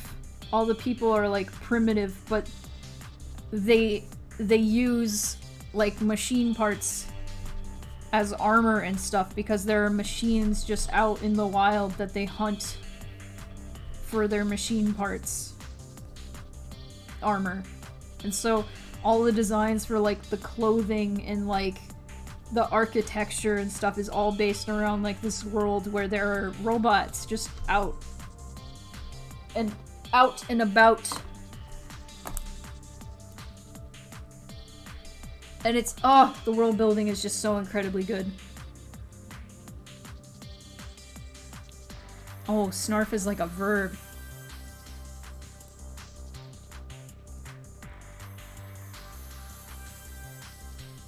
Yeah, it's past but future. I love that shit.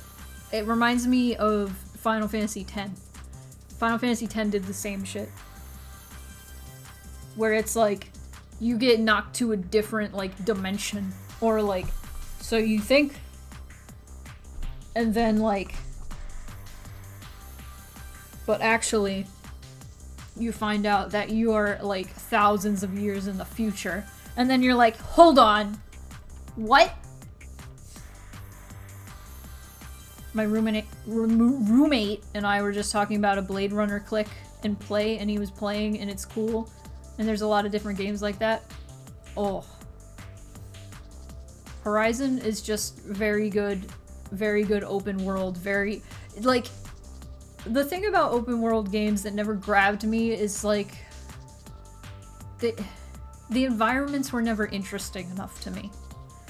Like, Breath of the Wild looks cool, and it has like it has fantasy stuff in it. I've never been like huge into Zelda though, so that's why I never like grabbed it or played it. Also I didn't have a Switch, but I may soon. But that's like Horizon 1, I only played it because I got it with my PS4 and I knew nothing about it. 2, it continued to hold my attention just because like the world building and the environment was just so goddamn interesting that I wanted to explore so much and just find more secrets. And the fact that the world was a post-apocalyptic version of our like modern world, or maybe our world a little bit more in the future, made it so much more interesting. That way I could like look around and then find monuments, or what was left of monuments that had aged 1,000 years, and it was the coolest shit. Because I'd be like, oh, this is this thing, and I'm excited about this game because I will definitely be visiting places I've been before, because I used to live near San Francisco. So I'm just like, oh, Golden Gate Bridge? Oh, fuck, I'm gonna see monuments of places I've been before. That's gonna be great.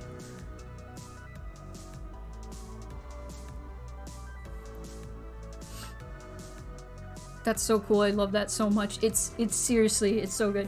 I'm yelling about Horizon as I stretch my wrists before continuing. The story is also just phenomenal, and like the way that they tell it is just like, it's great because you as the player already have more knowledge to a degree than Aloy, the main character, because you are like what the people in the game call one of the old ones. Like, they call people from our time the old ones. And so you, like, you'll pick up stuff like a thing of keys, and it calls them like ancient chimes. But you know, you're over here like, oh, that's a bunch of keys. And it's just cute shit like that. Like, you go into ancient ruins and you're like, oh, this is an observatory or something like that.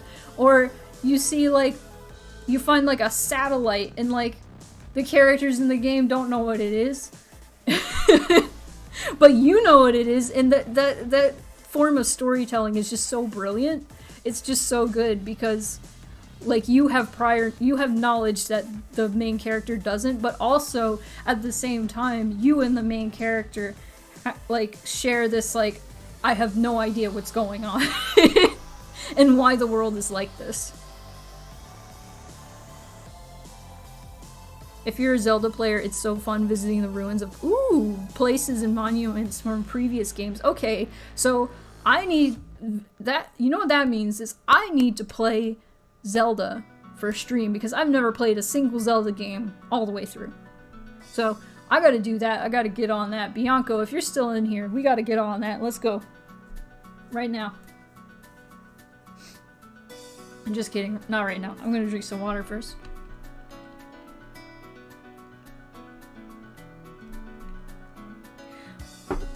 Also,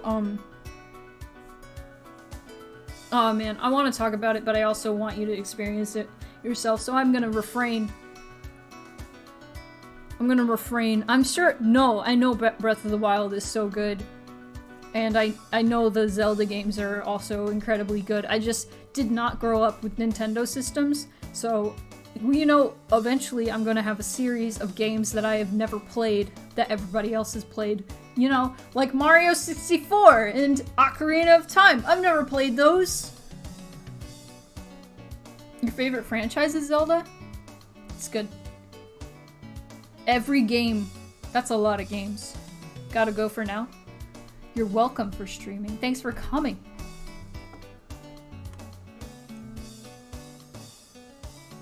Oh. I do gotta play Mia Zelda.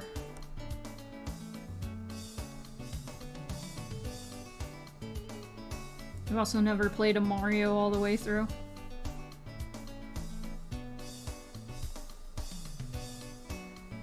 Or Donkey Kong. I've never played any Donkey Kong other than the, like, original Donkey Kong where Mario Jumpman came from. Never played Donkey Kong Country. I never touched Banjo-Kazooie.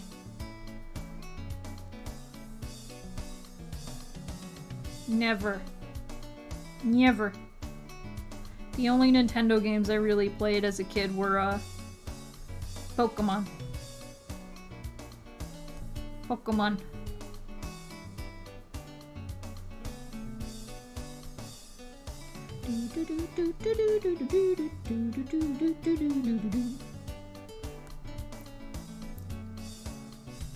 Sorry, this is how I sing along to songs. Did I ever get to play Pigeon Dating Simulator? I know I'd like Pigeon Dating Simulator. I know it gets weird.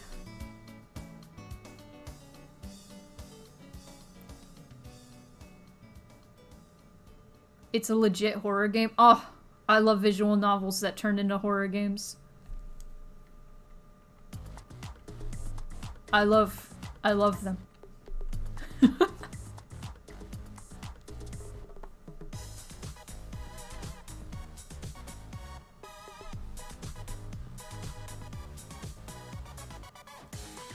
Honestly, I'm pretty sure, what is it? Umineko? Higurashi. That was a visual novel before it was a anime. And that also had like the whole cute anime girls, but actually it's a horror. Or actually it's very serious and scary. I love stuff like that. It doesn't necessarily have to be like a secret horror game like DDLC was. It's not so secret anymore, but I love things that are cute but actually really scary.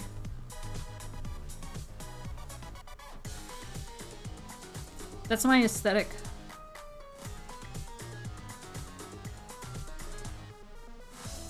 Because there's like that art dissonance, I guess, with that. Is like, you imagine something would be like more cute and friendly, but in fact it's actually very serious and scary. And you're like, oh, I did not expect this. Maybe How to Full Boyfriend stream someday. Is it only pigeons? Is it only like doves and pigeons? Because that's great. I love me some doves and pigeons. There's a mourning dove I hear every morning now that just hangs out on our roof. Right next to my head. Moonpie freaks out every time she hears it fly away. Because when they beat their wings, they do that noise. It's great. That was a very bad imitation of that noise, but you know what I'm saying, I hope.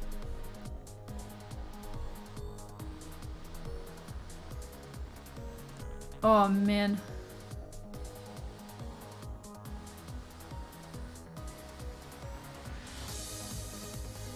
There's a scene that gets me every time, like, everything is so charming and fun, and then your character goes for a run, and there's, like, overgrown and abandoned skyscrapers. That's awesome. Okay, yeah. I definitely gotta check that one out.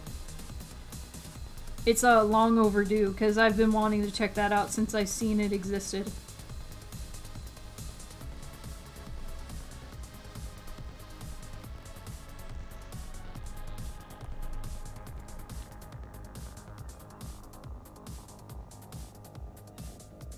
Moonpie's yelling. I did not realize it was her at first. It was so squeaky. Oh, I didn't even finish. I didn't even finish the shading here. Should do that.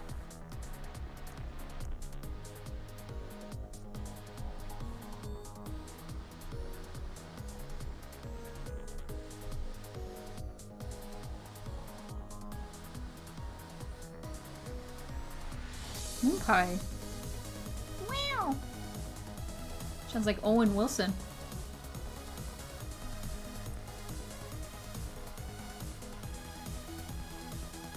God, why is her voice so high?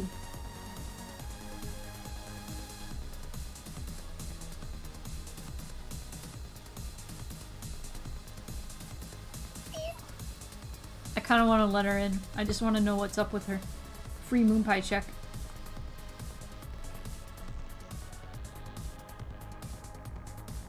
Hold up.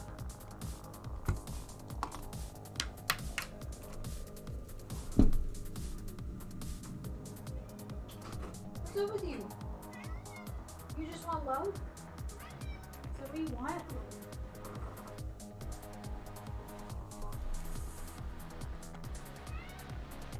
She's here. She's here.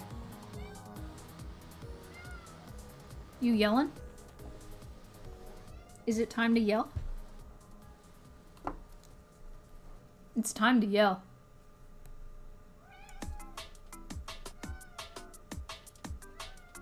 Oh my gosh, she's so talkative.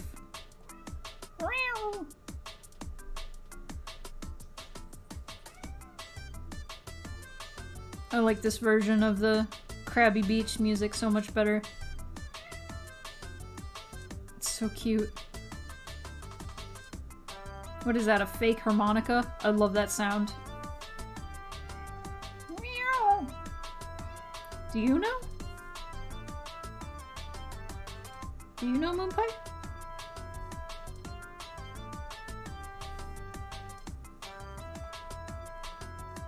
Tell us all about your day, Moonpie. This is your stream now. You take over the talking for a bit. Yeah. Yeah. That's what I'm saying.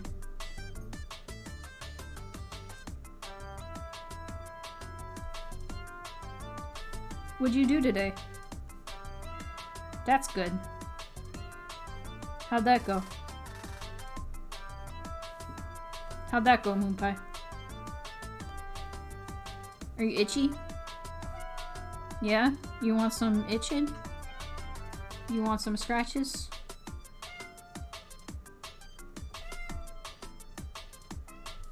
You have so much to say. She got her wet food today. That was the package at the start of the stream that I got. I also got more sticker paper. Excited to make more stickers.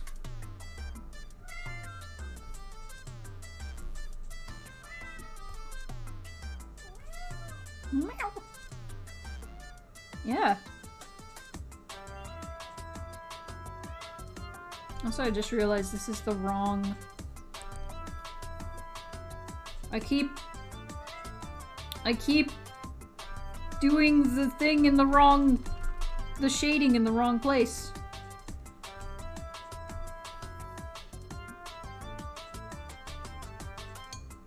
Bad. Mistakes have been made, and I will amend them.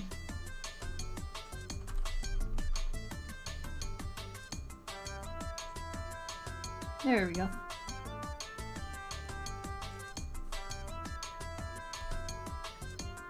Special treat for Moonpie? She is not upset. She's just talkative. She's just like this. She just yells. It's like 40 minutes before I feed her.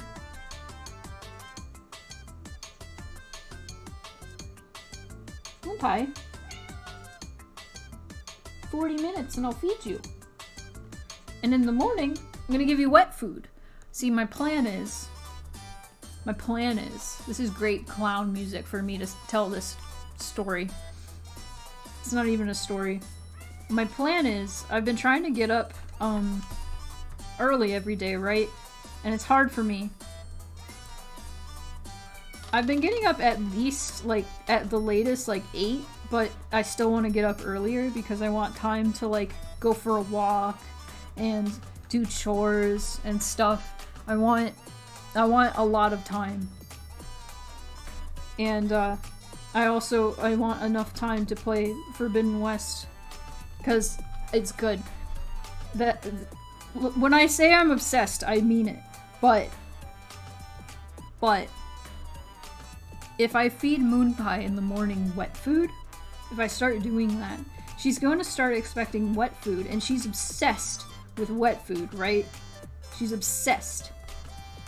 So then she will be more aggressive about waking me up in the morning, and that'll make me want to get up more.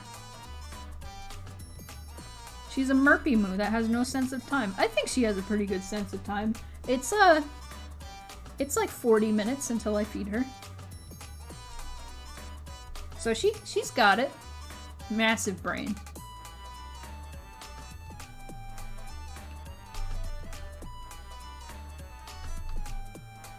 She'll never eat food crunchies ever again. Oh no. She will be pretty adamant about only wet food, but no, I will still feed her the crunchies. Because if you feed your cat only wet food, they don't get enough fiber. I've learned this from experience. It's not just cats, it's dogs too. You gotta give them that fiber. It's important.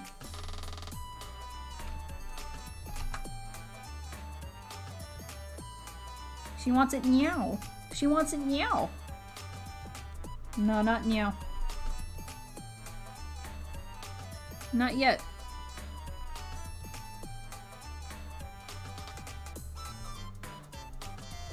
You will not get it yet, Moonpie.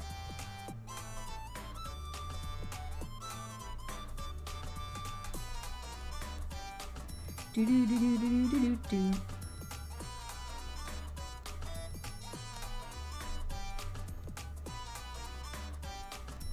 I showed up at my friend's stream once and donated for a media share to play this song, and all I said was, "Here's some clown music." And at first he was like dying laughing, and then he started dancing in the game, and he was like, "Man, this goes." And I'm like, "Yeah, it does."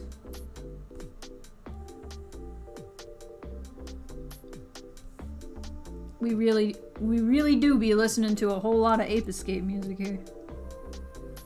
That's okay, because it fucking slaps. And that's all we will listen to. Suichi Terada, please make more Ape Escape music. Just all of it. That's it. Nope. There's a spit. Huion, please design a tablet that if I spit on, the spit just evaporates immediately and I don't have to worry.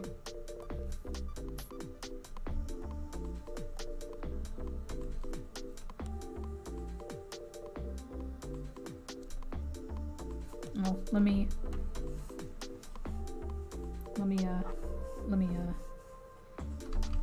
do this.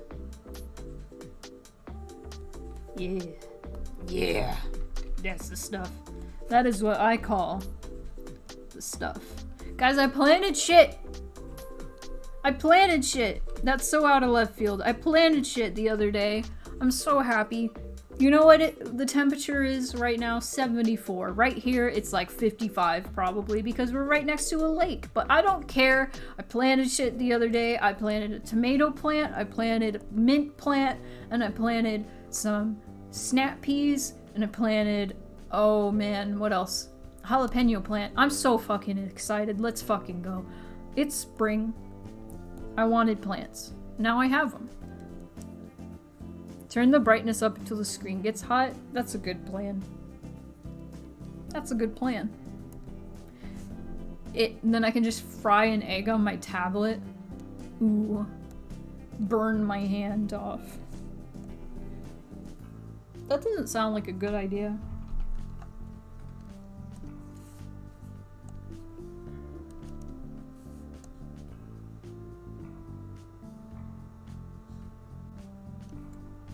Not a good idea.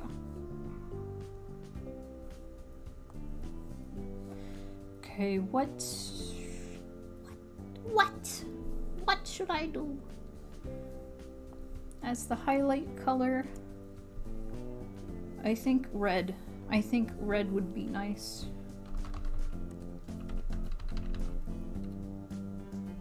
No. Better? I don't know, it's not shiny enough. I like things to be unnecessarily shiny. I don't know, that's pretty good actually.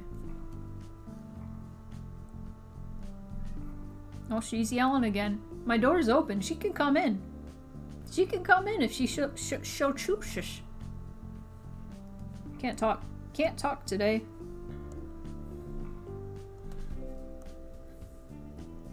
When can I ever talk? Why do I do this? Why do I stream? I can't talk. What? It's like that part of rejected cartoons. Did anybody watch rejected cartoons? She knows not of doorways, but knows everything about yelling. Just put Moonpie on the mic. She'll do the vocals for you. Cats! You have been gifted. No, Queen. This when you dropped the crown. You dropped it. Is that how it works? When somebody does something like awesome and people are like, you dropped this queen or you dropped this king.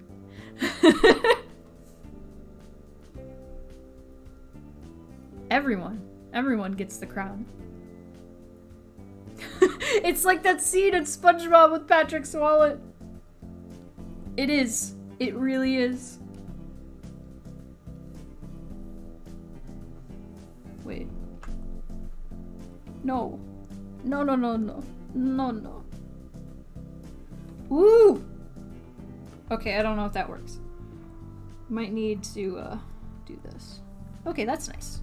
That's a nice highlight color.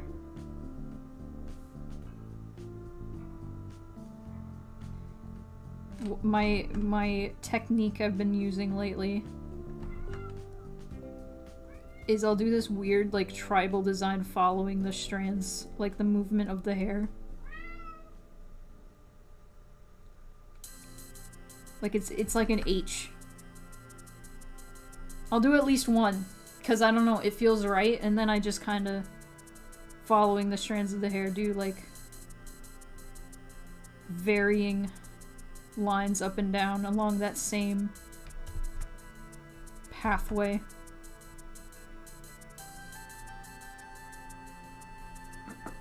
This is how I do things now. I don't know why. It just happened. Here's another one. Here's another H. Because why not? Why not? She's scratching her face on my chair now. Moonpie is.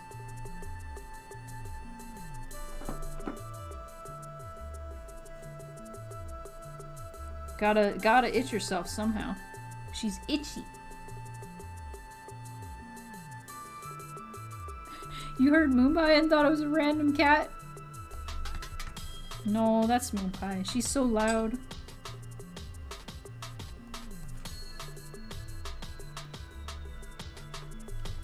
That's why I got her. She was the loudest one. She screamed so much at me. And I was like, you know what I need? I need a cat that's really loud and won't stop talking. And so I got her. Do I have regrets? No. She's a good alarm clock.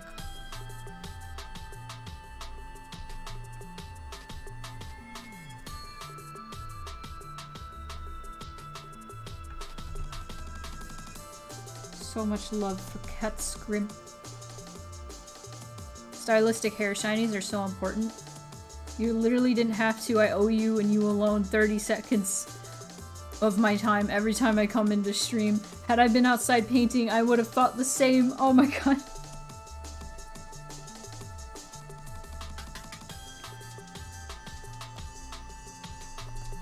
so much going on.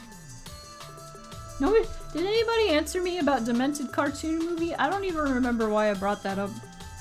It was something about, like, not being able to talk. Now I remember. I am the Queen of France.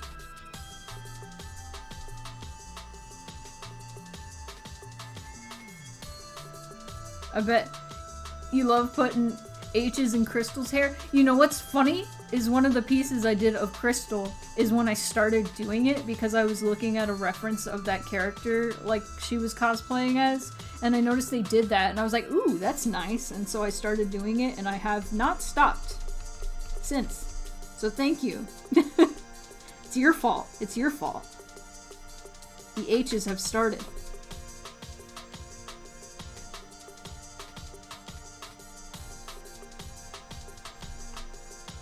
I blame you! Huh.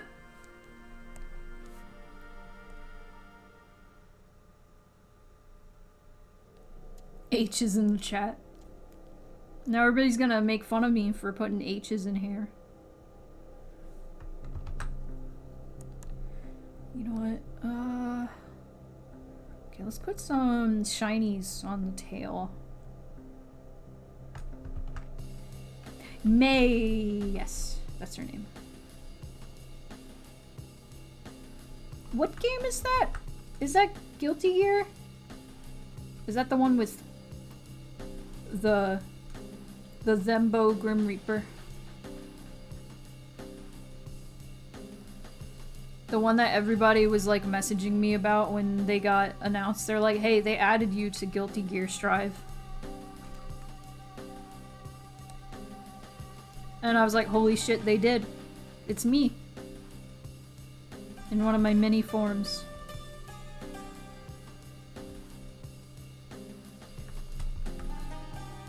They added a non-binary to Guilty Gear.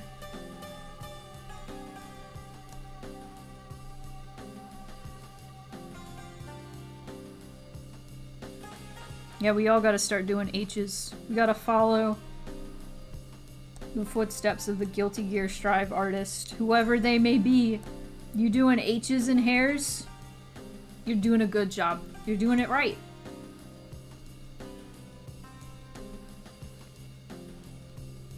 Doing it the way it should be.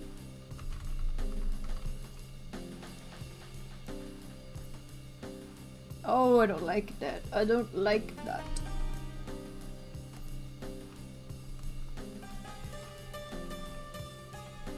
There we go. If your hair doesn't have an H, what you doing? Done. Just kidding. Ugh.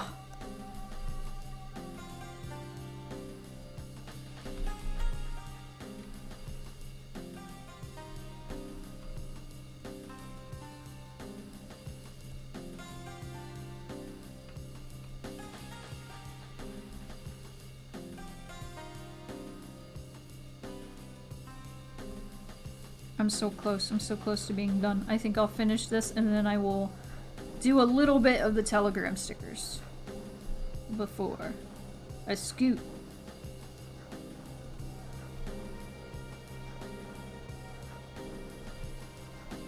Oh no, I don't want that. No.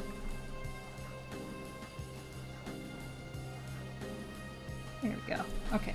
Let me do blue highlights. Over hither. Yes. Oh, yes. Oh, yes. You know I'm getting too into a drawing when I start breaking out the demon voice.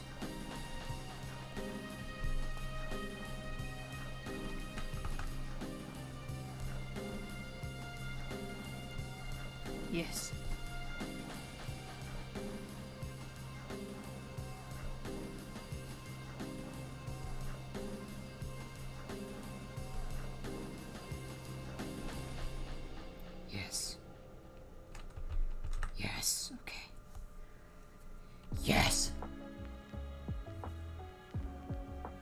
Gonna go on a daily walk, but enjoy the rest of the stream. You know what? I want to go on another walk after this, I think.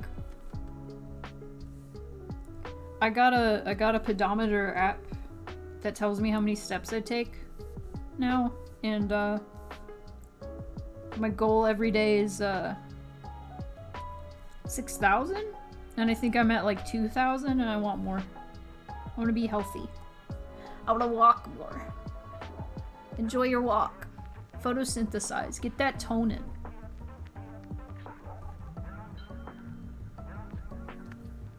Get that tone in. Both Sarah and Mela. Oh my god, I should have characters named Sarah and Mela. Oh my god, what if I did that? Mela is always like really tired and sleepy. And Sarah is just really bright and happy and fun. Please, I love it. Oh my god, that'd be cute. What kind of animals would they be?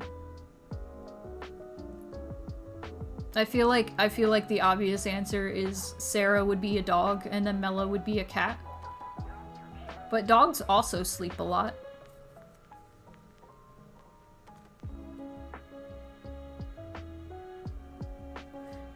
Everybody go on walks, they rule.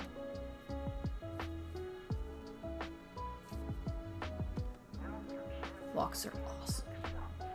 I'm just stretching my hand right now. Oh, ah, ah, wait, ah, ugh.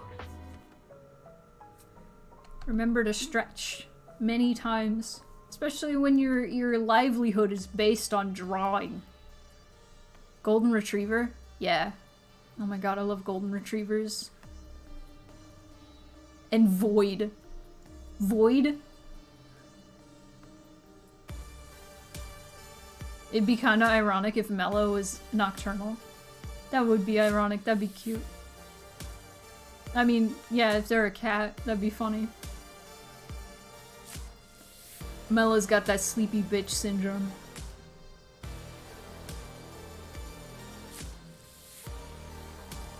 Oh my god, yeah, they're siblings, and their last names are Tonin. I wonder if that's an actual last name. I gotta look it up now.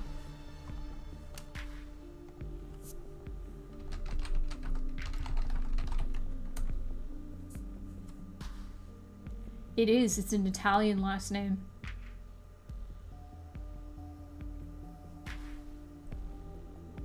Tonin. Tonin.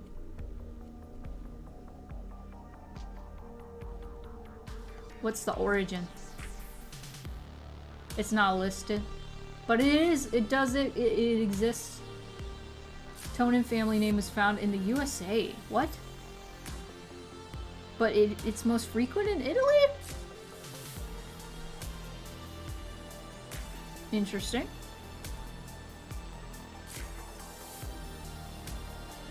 There's also a Slovenian politician named Mate Toni. What are we doing? What are we doing right now? Learning about... We're character designing. We're making characters here today. Just the concept.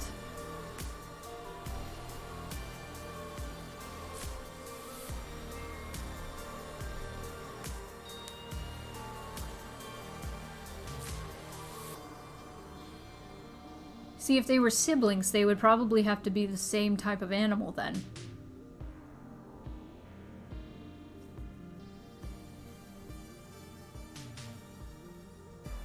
Anything can be a last name with the help of your local government and like $50.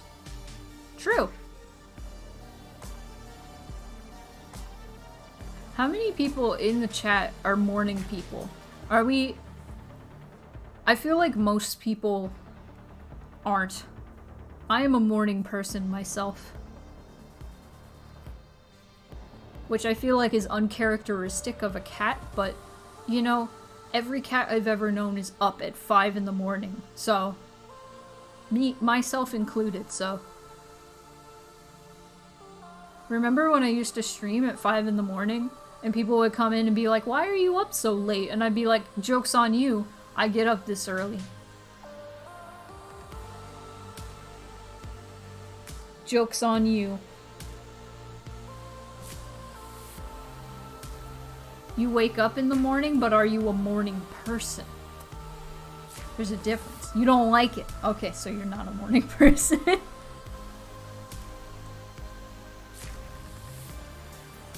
The best part about being a morning person is you can go to breakfast places. Get breakfast. Not so much anymore. I haven't done it in a long time.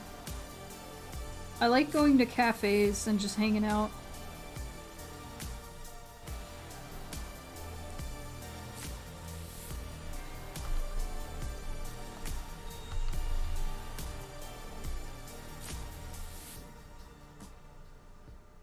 God, I want to play Resident Evil Village again. That was real fun. Maybe not so much on stream, but just on my own time. Enjoy it. Enjoyed it on stream. I want a better way to stream from my PS4, because I can totally do it. It's just... It looks so crunchy. I want it to look nice. You work morning shifts, so you have to wake up, but are you happy to be awake? Are you happy to be awake?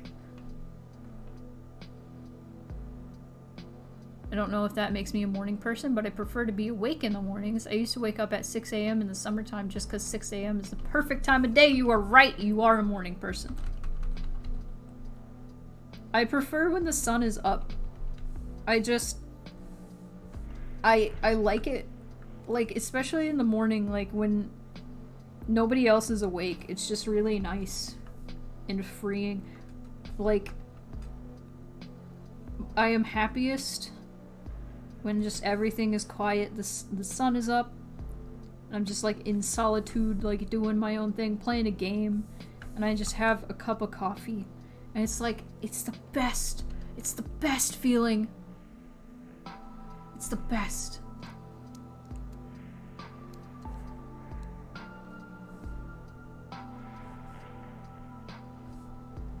It's great. I love the morning.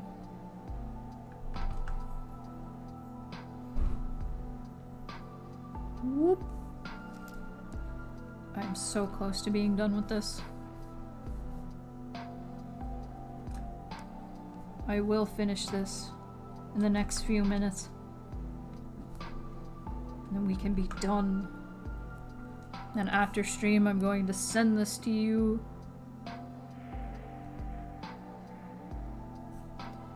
Yeah, it's really hard to fix your schedule. I'm speaking as somebody who is trying to fix my own sleeping schedule.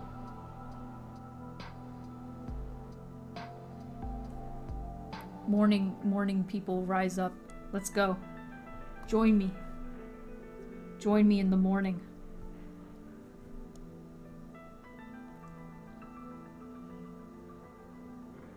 You worked graveyard shift for 3 years and only recently got away from it? Oh. Sometimes I'd be asked to work graveyard shift, and I did the first few times, but it made me suffer. I suffered for it. Like, mentally, my brain just collapsed, and I didn't like it, so the next time they asked, I went, no, I'm sorry. I felt weak.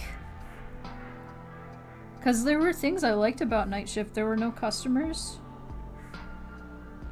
bothering me, and it was nice. You can listen to your own music. It was great. But at the same time, having to be up 10 p.m. to 6 a.m. was awful. My caveman brain was like, no, I must be up when sun is up. I was like, sorry, not now. Can't happen.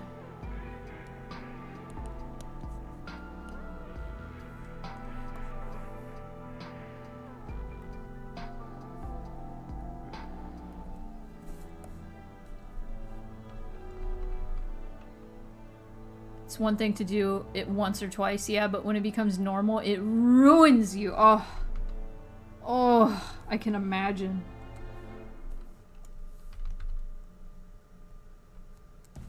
I hope you are able to fix your sleep schedule someday soon, and I hope I am able to rid of electromagnetic interference with my tablet. It hasn't happened as much because I have my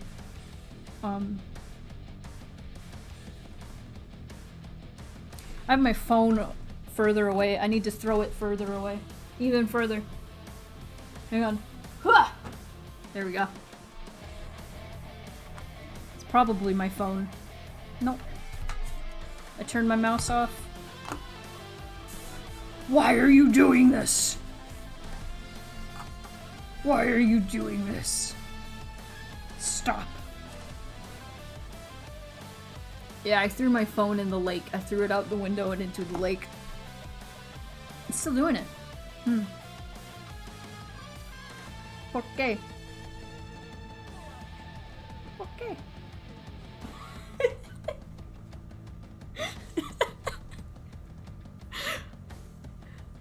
I don't know if anybody heard Moon Pie's though. She was just yoinked by Case. Just yoinked. Okay, now it's working. This is what I wanted to do.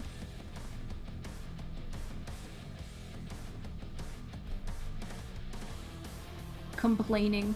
Just complaining. Stolen. Whoa, yoinked. Every time you do that, whoa, I always read it as like Hank from King of the Hill going boo. Captured? Oh my god, I haven't thought about Petscop in so long. There was a fan-made recreation of Petscop. I downloaded it. And I was playing it and I was like, oh, this is great. Petscop was interesting. Very interesting creepypasta. ARG.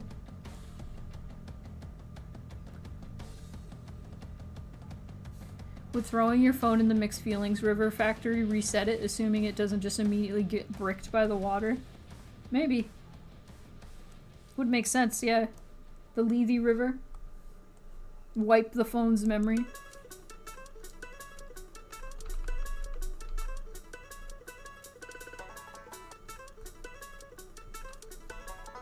That's a real river. Well, not a real river. It's a river from Greek mythology.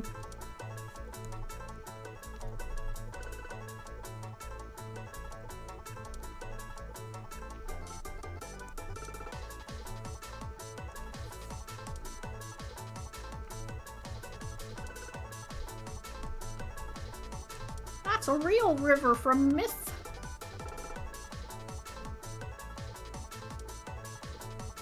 Your phone would have mixed feelings about resetting first. Yes, absolutely. You'd be like, I don't know about this.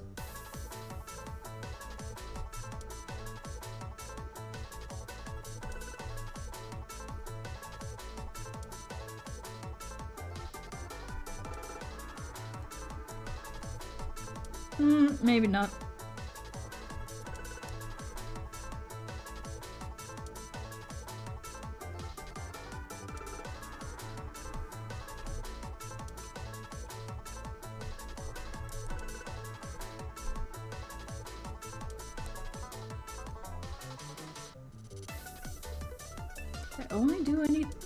I only did like highlights on the boots and then I was like, alright, that's it. I'm calling it a day.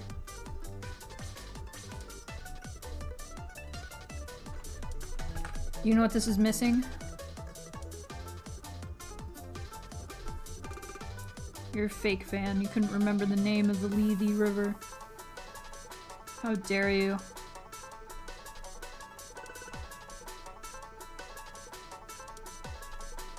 There's also the Nemazine. I don't think that's how it's said. Nemazine? I don't know. That's the parallel river. That. Oh my god. Why are you yelling? Did you hear that? What music is this? I have a little music player thing at the bottom left now. It's a Ape Escape song.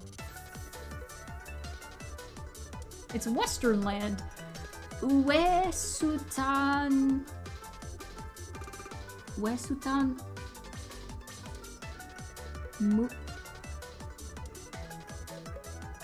I don't know what that last thing said. Wow!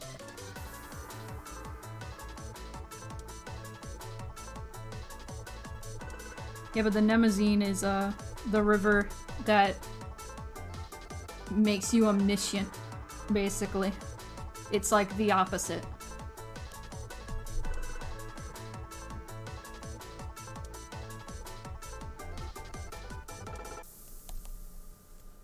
Nemazine. Okay, okay. Okay. Okay. Okay. Okay. How many times can I say okay before I go? I'm done. Now I just need, like, the usual orangey and this. And then I go whoop, like that. And then I go overlay. Oops.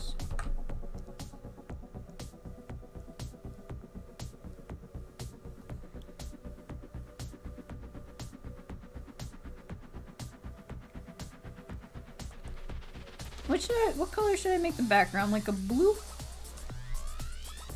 That's pretty cute. A gray? Gray blue? Oh, I like that.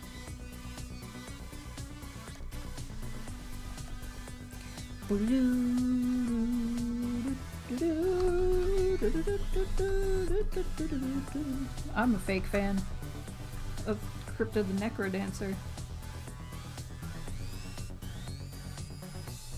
It's funny, I showed my friend that game, Crypto the Necrodancer, while she was here. She loved it. And,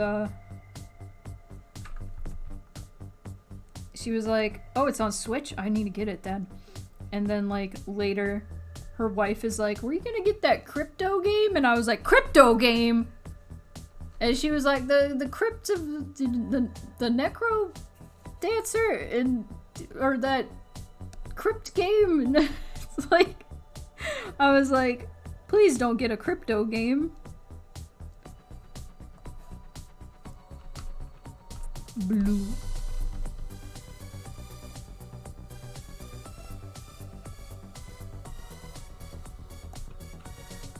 I was gonna put an outline, but I think it's nice like this. Oh, you know what I could put that might be interesting?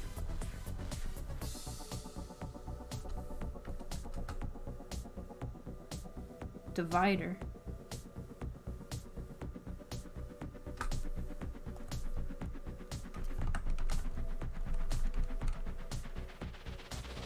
Oh, that's cute. I kind of like that.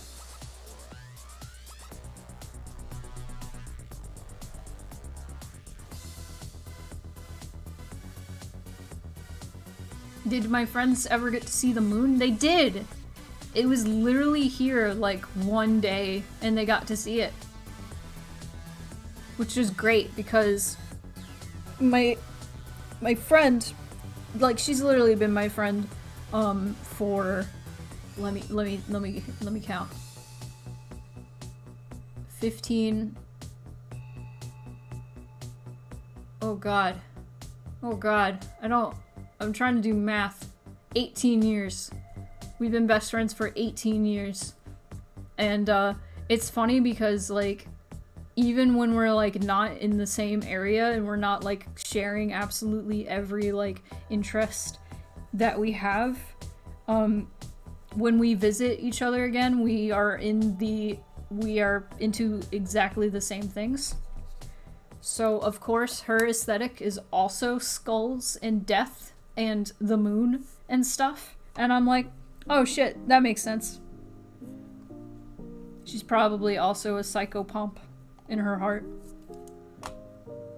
I'd probably ask her, like, hey, do you think you're a Grim Reaper? And she'd be like, yeah. And I'd be like, oh, we're the same. We're the same now.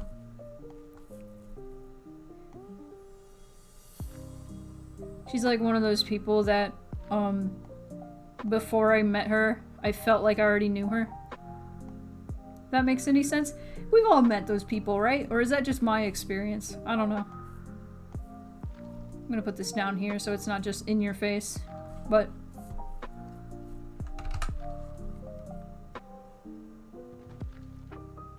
Yeah, we really said same hat with our entire beings. So the fact... Listen, like, the fact that the moon was here and she's all about the moon was, like, perfect. It's like you get along immediately. Absolutely. Like, I feel like when we met, it was like... It wasn't like we met and it was like, I'm getting to know this person. It was like, oh, hey, there you are again. I finally found you. It's like... I don't know. It's like, it's gonna sound crazy. Reincarnation or some shit. There's been a few people that I've met like that, where it's like, oh, I know you. Like, plenty of people. Or a handful of people, at least. Where it's like, you don't even have to, like, get to know them very well. Because it's like, it's just immediately everything clicks. We got to have the moon. For one night. Or 2. It was like 2 days. Kindred spirits, yeah, absolutely. So this is done. I'm gonna send this. If the stream will let me.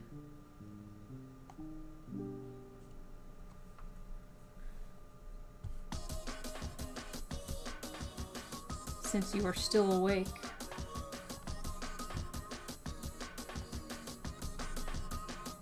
Away with you. Oh wait, I need to save a PNG! I'm silly!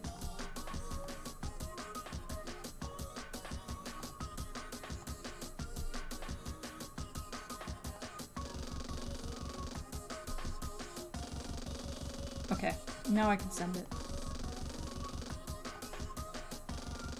Oh, that monkey brain music's so good. Oh, it's in use? Get done! Get done already! There we go. I'm gonna send you a 3-face. Also, if there's anything I need to edit in this, let me know. If you are still in the chat, that is. You learned a lot today. I'm glad. I'm glad. I'm glad I got to, like, talk about my process a little bit. I try not to, like, bore people with my process, but I also like to teach, so... If I can make sense.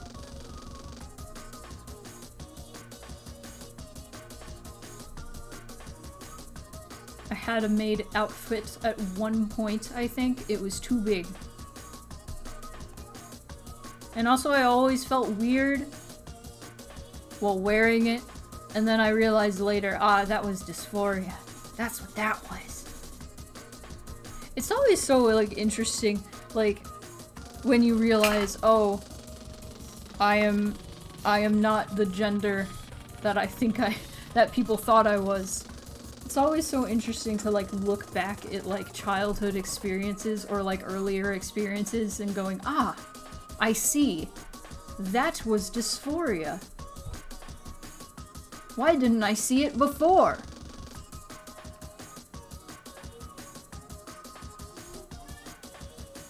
I'm new to art and I've been scanning your CSP for tricks and junk. Nice. Clip Studio Paint is really good. I highly recommend it. Oh. Oh! Wrist. Wrist. Okay. Okay. Let's change this up a bit.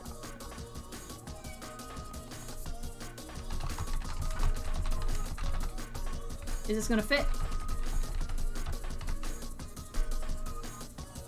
Sure is. Duck's not here to cover it.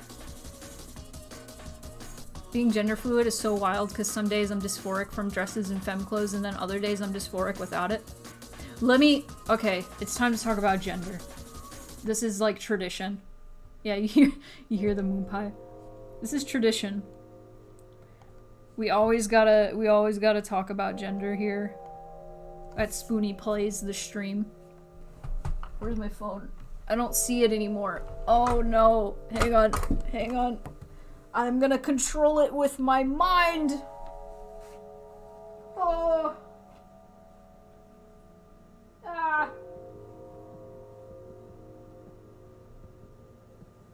Okay. Okay, gender time. Gender time. Let's talk about gender. Hold on. Okay, gender time. The thing about gender and like dysphoria and stuff is I feel like a lot of people when they realize, hey, I'm trans, and start like transitioning or otherwise, or just don't transition, doesn't matter. I feel like a lot of people just go really hard into the traditional like feminine or masculine and shun and everything else and get really like offended and upset if they like end up liking or being attracted to like anything that is like the gender that they are not associating themselves with. And I think that is a thing that you should not do. I think I wholeheartedly believe you will start like being more accepting of like your identity, and you will love yourself a lot more if you start like being like accepting the more feminine or masculine or otherwise like traits of yourself. Are you okay? Oh my god. Did you hear her sneezing? But I didn't start like being like happier with myself until I started like accepting the more feminine aspects of myself. Cuz growing up I was always like shunning those aspects of myself. I was like, ew, that's girly. I'm not gonna associate myself with that. And the more that I stopped doing that, the more I was like, oh, this makes more sense. This is better. Is this making any sense? Because like there are still things that make me feel dysphoria, but there are also things that just make me feel uncomfortable because like people treat like women shitty, if that makes any sense. So it'll be like there's like internalized misogyny, there's dysphoria, and then there's sexism. There's like so many aspects that you have to like, sometimes there's like mixtures of those things.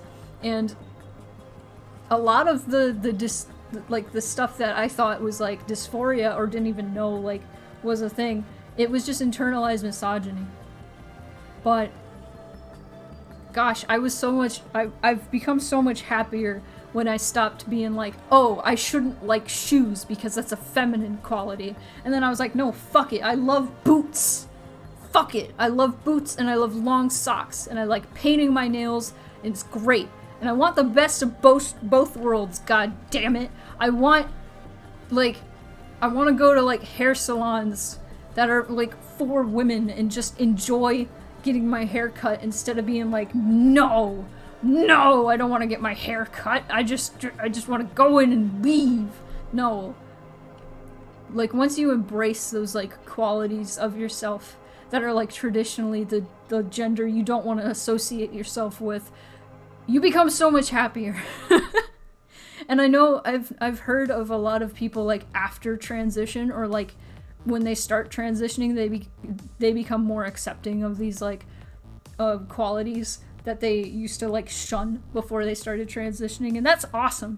But yeah, what I'm saying is everybody is a mixture of feminine and masculine and androgynous, and you sometimes you just gotta be like, okay, I am that thing and I should stop shunning it, and being that thing doesn't make me necessarily that gender.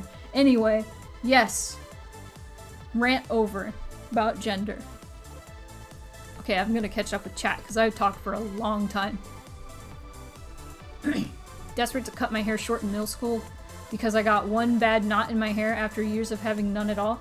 Then walking down the hallway and someone was like, I can't tell if that's a boy or a girl, and I was like, that was nice, but I will not think far into the implications of this until later. I totally feel that. When I was in like high school, I had like a younger kid in like middle school like point at me and go, is that a girl? And I was like, it's just, oh my god, he can't tell what gender I am.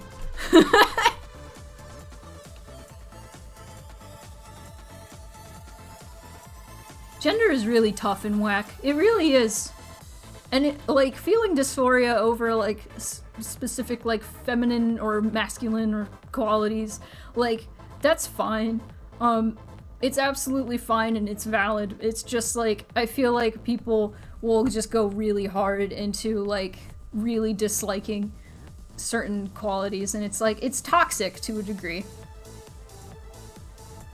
You gotta look inside yourself and question why something makes you upset and uncomfy, because sometimes the answers to that question will open up new paths for you. Yes, the healthiest way to live is just understand that everyone and anyone is free to present however they wanna. Exactly! Yes! You can be however you want to be for as long as you want to be that. I used to be a fucking spectacle in school. Everyone was like, whoa, a guy with long hair? And then I turned out this way. Yeah.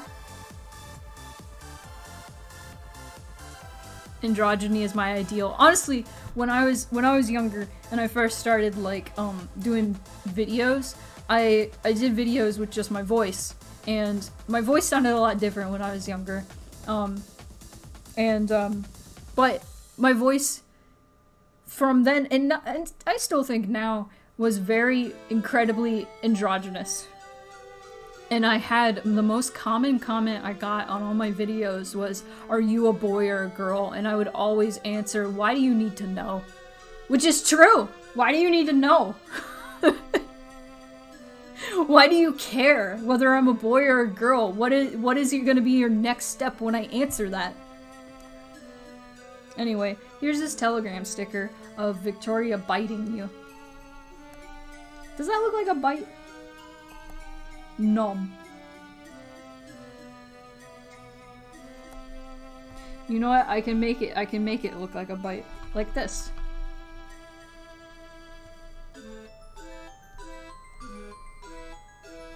Nom.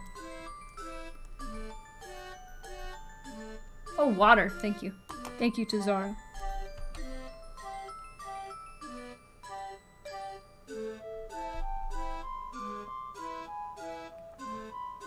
Sometimes I just wish to confuse people with my presence or existence. Like, bro, I just work here.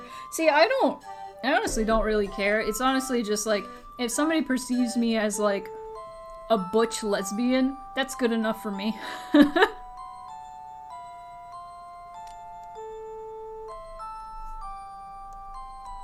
It's really about like how you're perceived, but a lot of like the stuff that makes me feel dysphoria is mostly dysphoria in the sense that like it's just like people just treat women shitty. Like I hated being called ma'am. I still hate being called ma'am. I didn't mind if people called me sir. And if they were like, "Oh, I'm sorry, I meant ma'am," I'd be like, "That's fine."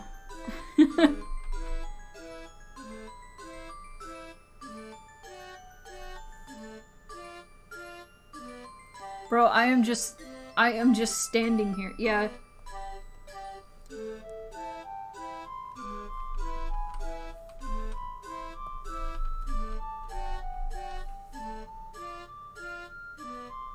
I think I hate miss more than ma'am. That's a good thing to level up to. I'll cheers to that. Cheers, I'll drink to that. Enjoy your emotes. How dare you? How dare you, girlo? How dare you not be subbed to me? The Vibe Cat is really going to that Germs trampoline song. Oh, Moonpie's gotta yell. To be fair, it is her food time.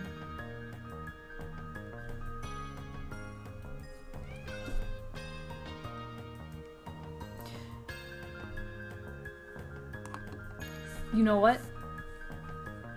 I will be right back. Do.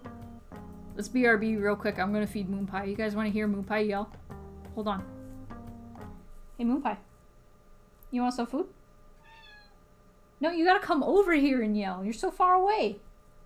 Come here. She's just laying so far away, and I was like, you want some food? And she just went, ah! Like that, stretching and everything. While on the ground. Hey. You want some food? Okay, you know what? I'm gonna give her food. BRB. Where's my music? Where's my music? Oh, there it is.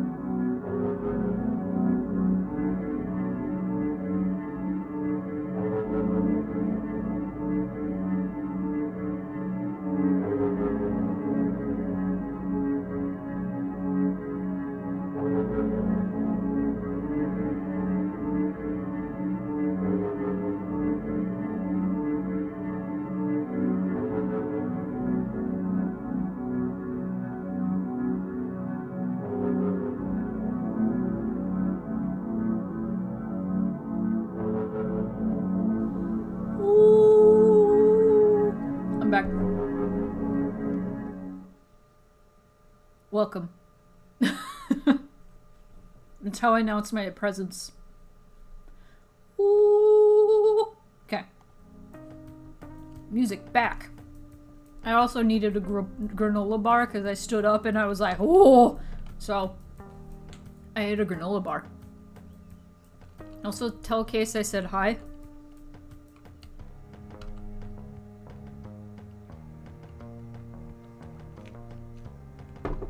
Yes.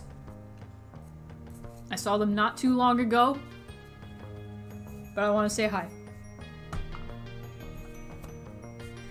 We are gonna stream for like 20 more minutes, and then we're gonna go raid Case, and I'm gonna make sure that they're actually there this time, because last time we raided them, their stream went down for like a minute, and it was the minute that I raided them, and it was awful.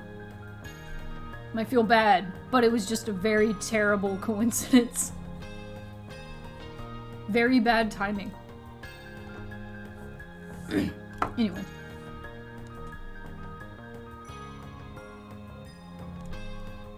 That's a good old chomp. That's a good old chomp. That's a humph.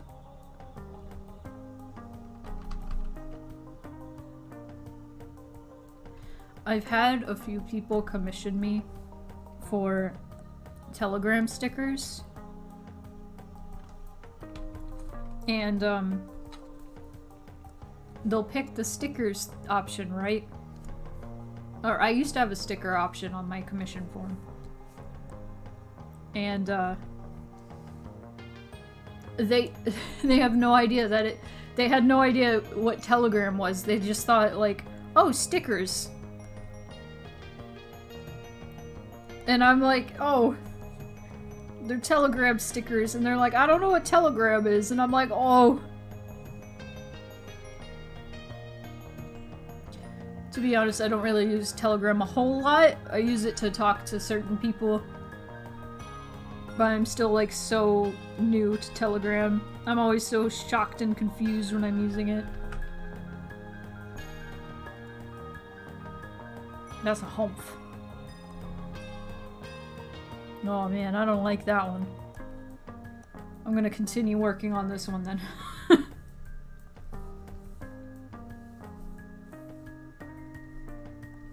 me see if I can get...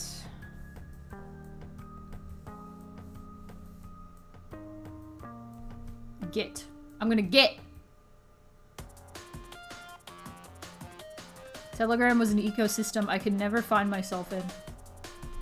Apparently that's like where it's at when it comes to like free communication, but I am just... I get so overwhelmed. I'm in like one group and it's like a Destiny 2 group and everybody does like a raid every weekend and they just like call for like, hey, who wants to do a raid for this dungeon? Or not dungeon. Who wants to do this raid with me? And then a bunch of people are like, me! And I just haven't been keeping up with that conversation at all. And I'm just like, I feel bad. I'm scared. Too many messaging apps to keep up with. I'm scared. Okay, when did I do my last stickers for her? A while back, I think. September? Let's see.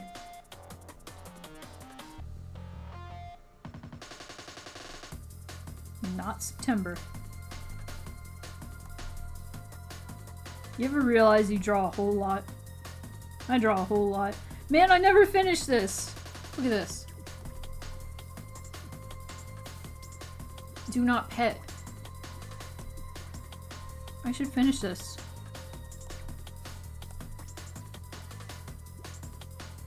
Oh, that arm's bad though. Maybe I should just redraw it. It's gonna be the rest of this stream. Oh, there's another thing I didn't finish! I started a comic and I never finished it! Oh my god, that perspective's bad, so you know.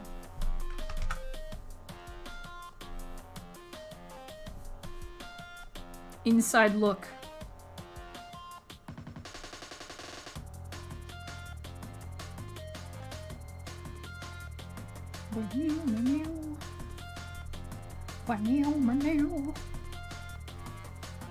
When did I do those stickers? There they are.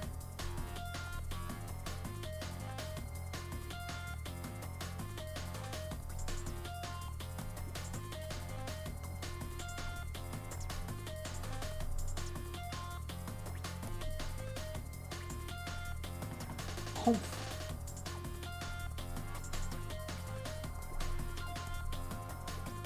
I just wanted that color. That's all I wanted.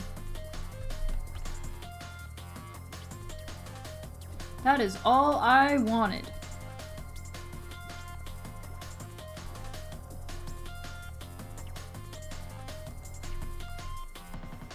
How's everybody doing though? I haven't been asking that this stream and I'm a failure. I'm a failure. I failed you. I failed you, chat. Just kidding. How are you, for real? How is everybody doing? How's everybody holding up? We're at the last leg of the stream.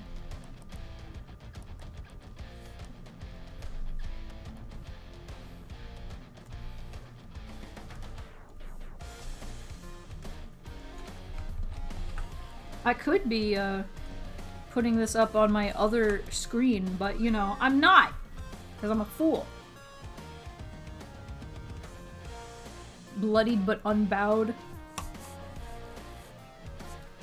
Unbowed. Very good, I think.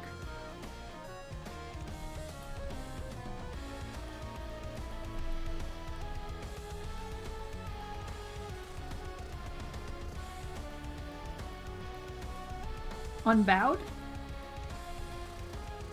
I see.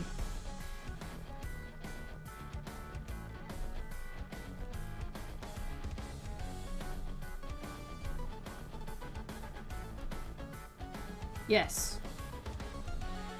From the poem Invictus. I see. Okay. I'm learning today.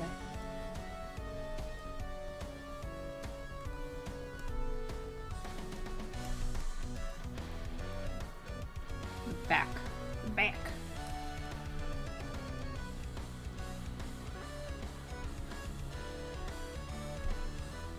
Woo!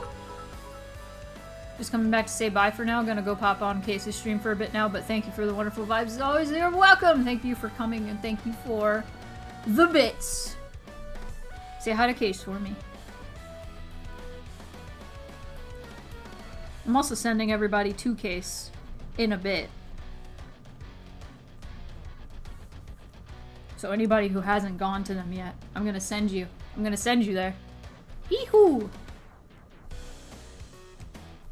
I love when people say hee-hoo. It's my favorite thing. Hee-hoo.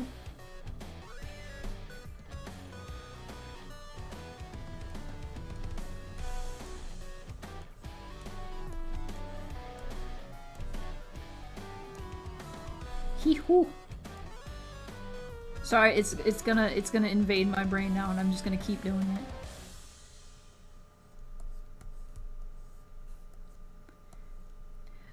That's an awfully hot coffee pot has not left my head. Still thinking about the yippee from the German child.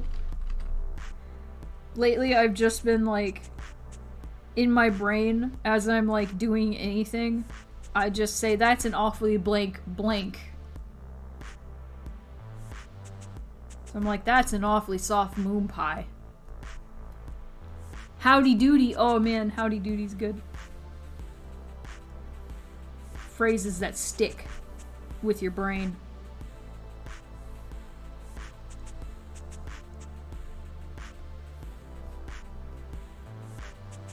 Howdy doody. Howdy doody. I almost said howdy ho, but that would have been bad. That would have been unfortunate.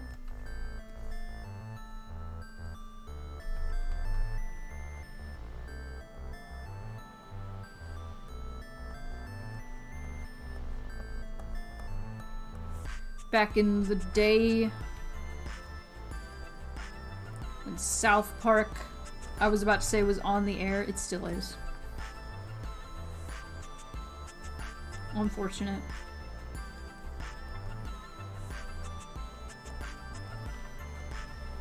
No hate if you like South Park.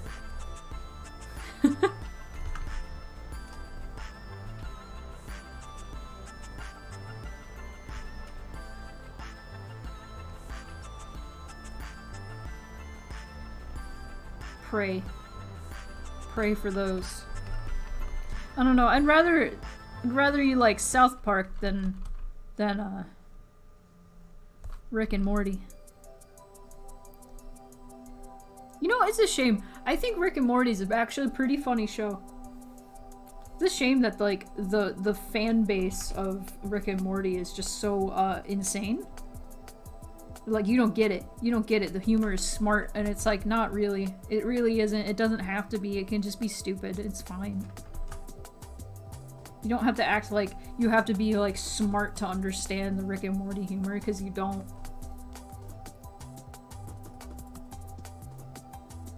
I don't understand. Why can't people just accept that some things can just be stupid and that's okay, and you can enjoy it and that's fine.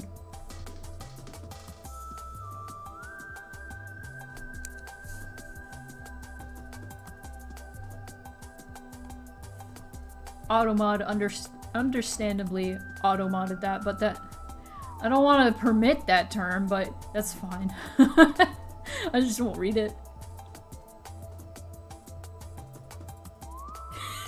Nobody's perfect, except me who has correct opinions on everything.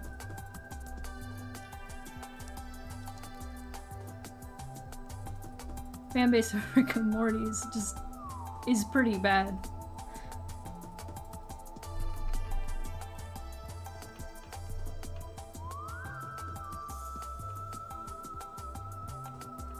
You started keeping a tally of how many people would come in and shout Pickle Rick upon seeing Pickle Rick.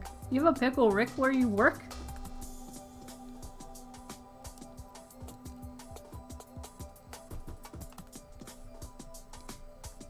One of the places I worked had pillow pets.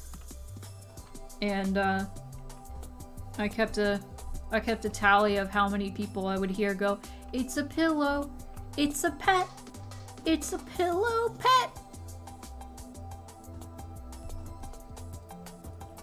Oh yeah, like, oh man, there's some pretty nasty weebs, but yeah, the Rick and Morty, like, fan base is pretty god-awful, in a lot of, like, not the same ways, a very different way, but it's just, like, people that think they're, like, high and mighty because they think this show is so smart, and they want to imitate Rick for some reason, who is, like, portrayed, as far as I know, as a terrible person. And they're like, I relate to him so much, and it's like, bruh, you're not, like, that's a bad thing. If you relate to this character so much, you should probably reevaluate your life.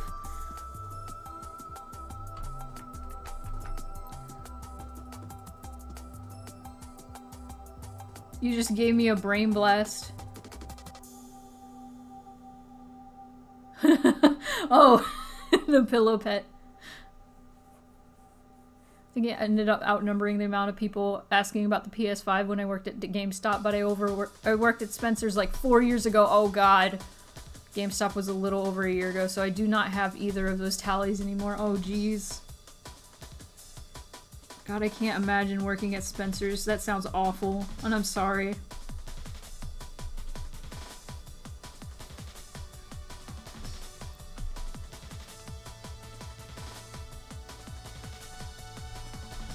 It's like the people who relate to BoJack Horseman.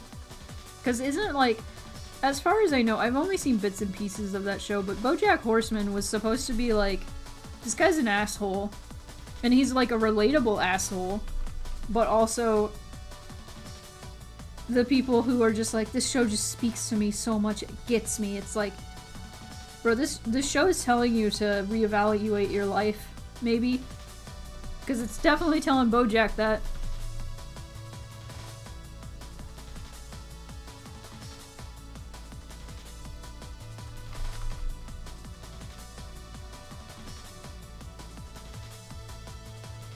It's similar to, like, the people, the red pillars,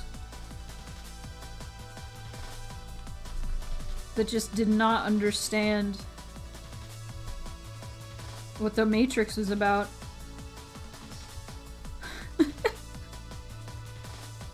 It's about being trans, my guy! It's a trans metaphor! Come on! Come on! Weaponized victimhood was his bag. Ooh! I kinda wanna check out BoJack, but at the same time— no, Cortana. At the same time, I've heard it gives people, like, existential crises, and I'm like, I don't know how I feel about that. I do like that sometimes, but sometimes I'm like, no, that's too real. Because I really liked Inside by Bo Burnham. That gave me an existential crisis, but it also was, like, weirdly inspiring to me. I really liked Inside.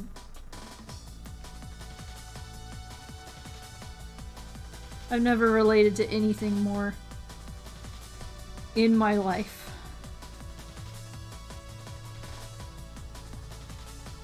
Oh no, I'm gonna start talking about Inside.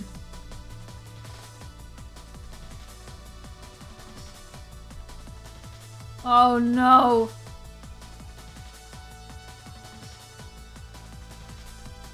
The latest Matrix was just an amazing fuck you to the studio. What? I've heard a lot of mixed things. I've heard one person say it was really good, and then everybody else said it was awful.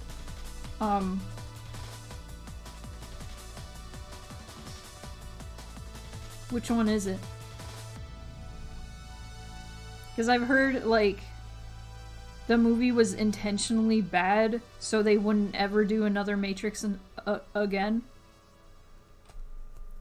Or something like that, to that effect.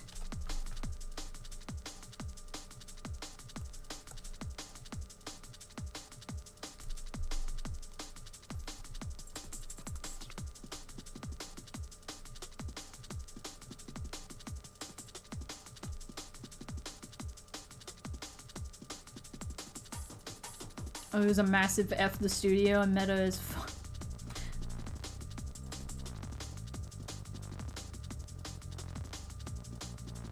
Honestly, Spencer's was really fun, other than the Pickle Rick and the one time a military dude hit on me for a solid 40 minutes and I didn't know how to exit the convo as a paid worker because that was my first job. Made the mistake of mentioning both an ex-girlfriend and at the time boyfriend, and he was like, oh, you're bi, that's hot, which, yikes! Oh, I've been there before. I had a dude, like, hitting on me while I was in face paint. And that was uncomfortable because I was painting him. And I couldn't really, like, escape that situation. And that was awful. So...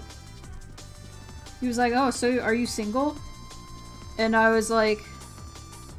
I wanted to say none of your business, but also I wanted to keep my job. So instead I said, I am a lesbian. And then he went, oh, that's hot. And I wanted to shrivel up and die.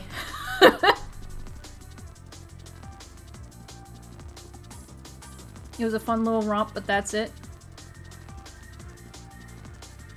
The only exposure to the actual Matrix movies I have are just being in the room while the new one was playing. I was not fully engaged in the movie, but thought it was neat. I watched the first one. It was really good. I liked it a lot.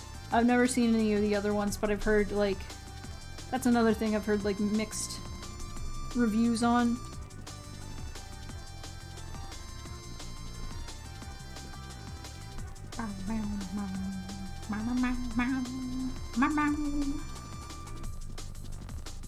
You ever got a meow to the music you're listening to?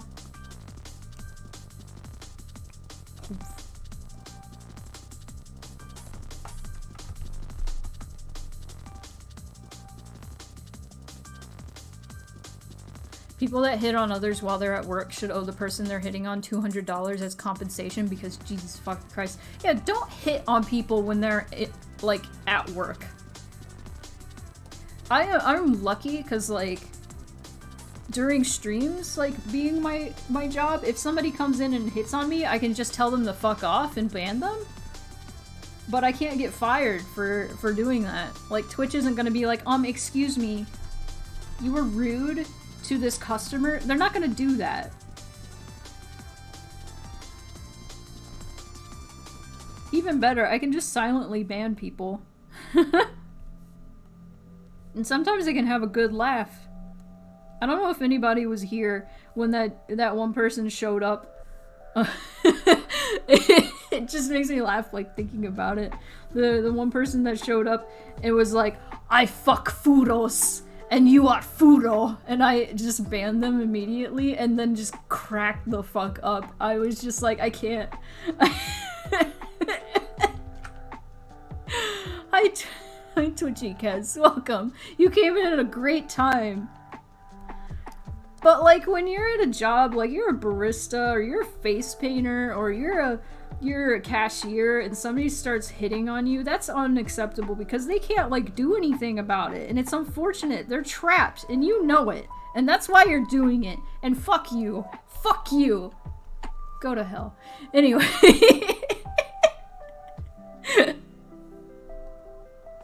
I got really intense right there. Like, if anything, Queen Starful simply asked Twitch to refund their gift sub.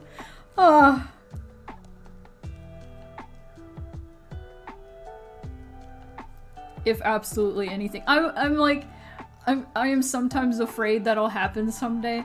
Like, somebody will show up and end up being a troll, and the Queen Snarf will, like, gift a sub to them, and then they start saying shit, and then I'll be like, I don't want to ban them, though, because Queen Snarf just spent money on them. But, so, it might happen. It might happen someday, and I'm scared. But, we'll cross that bridge when we get to it. That would suck. Oh, it should probably get the going, though. I'm gonna save this. Yeah, overwrite. Yeah, overwrite that restored canvas. Oh, wrist hurty. It's alright. Someone I mod for once had someone join chat to say, do I hear a gamer girl? Feet. And then post an entire credit card number, and we all just stared at it for a solid minute. For the 24-hour Stardew stream, I had something similar happen. The gamer girl feet thing didn't happen, but somebody just showed up and just posted like a full name and an address, and we like, of course, we immediately banned that person. But it was just kind of like, holy shit, what the fuck do we do? What the fuck do we do?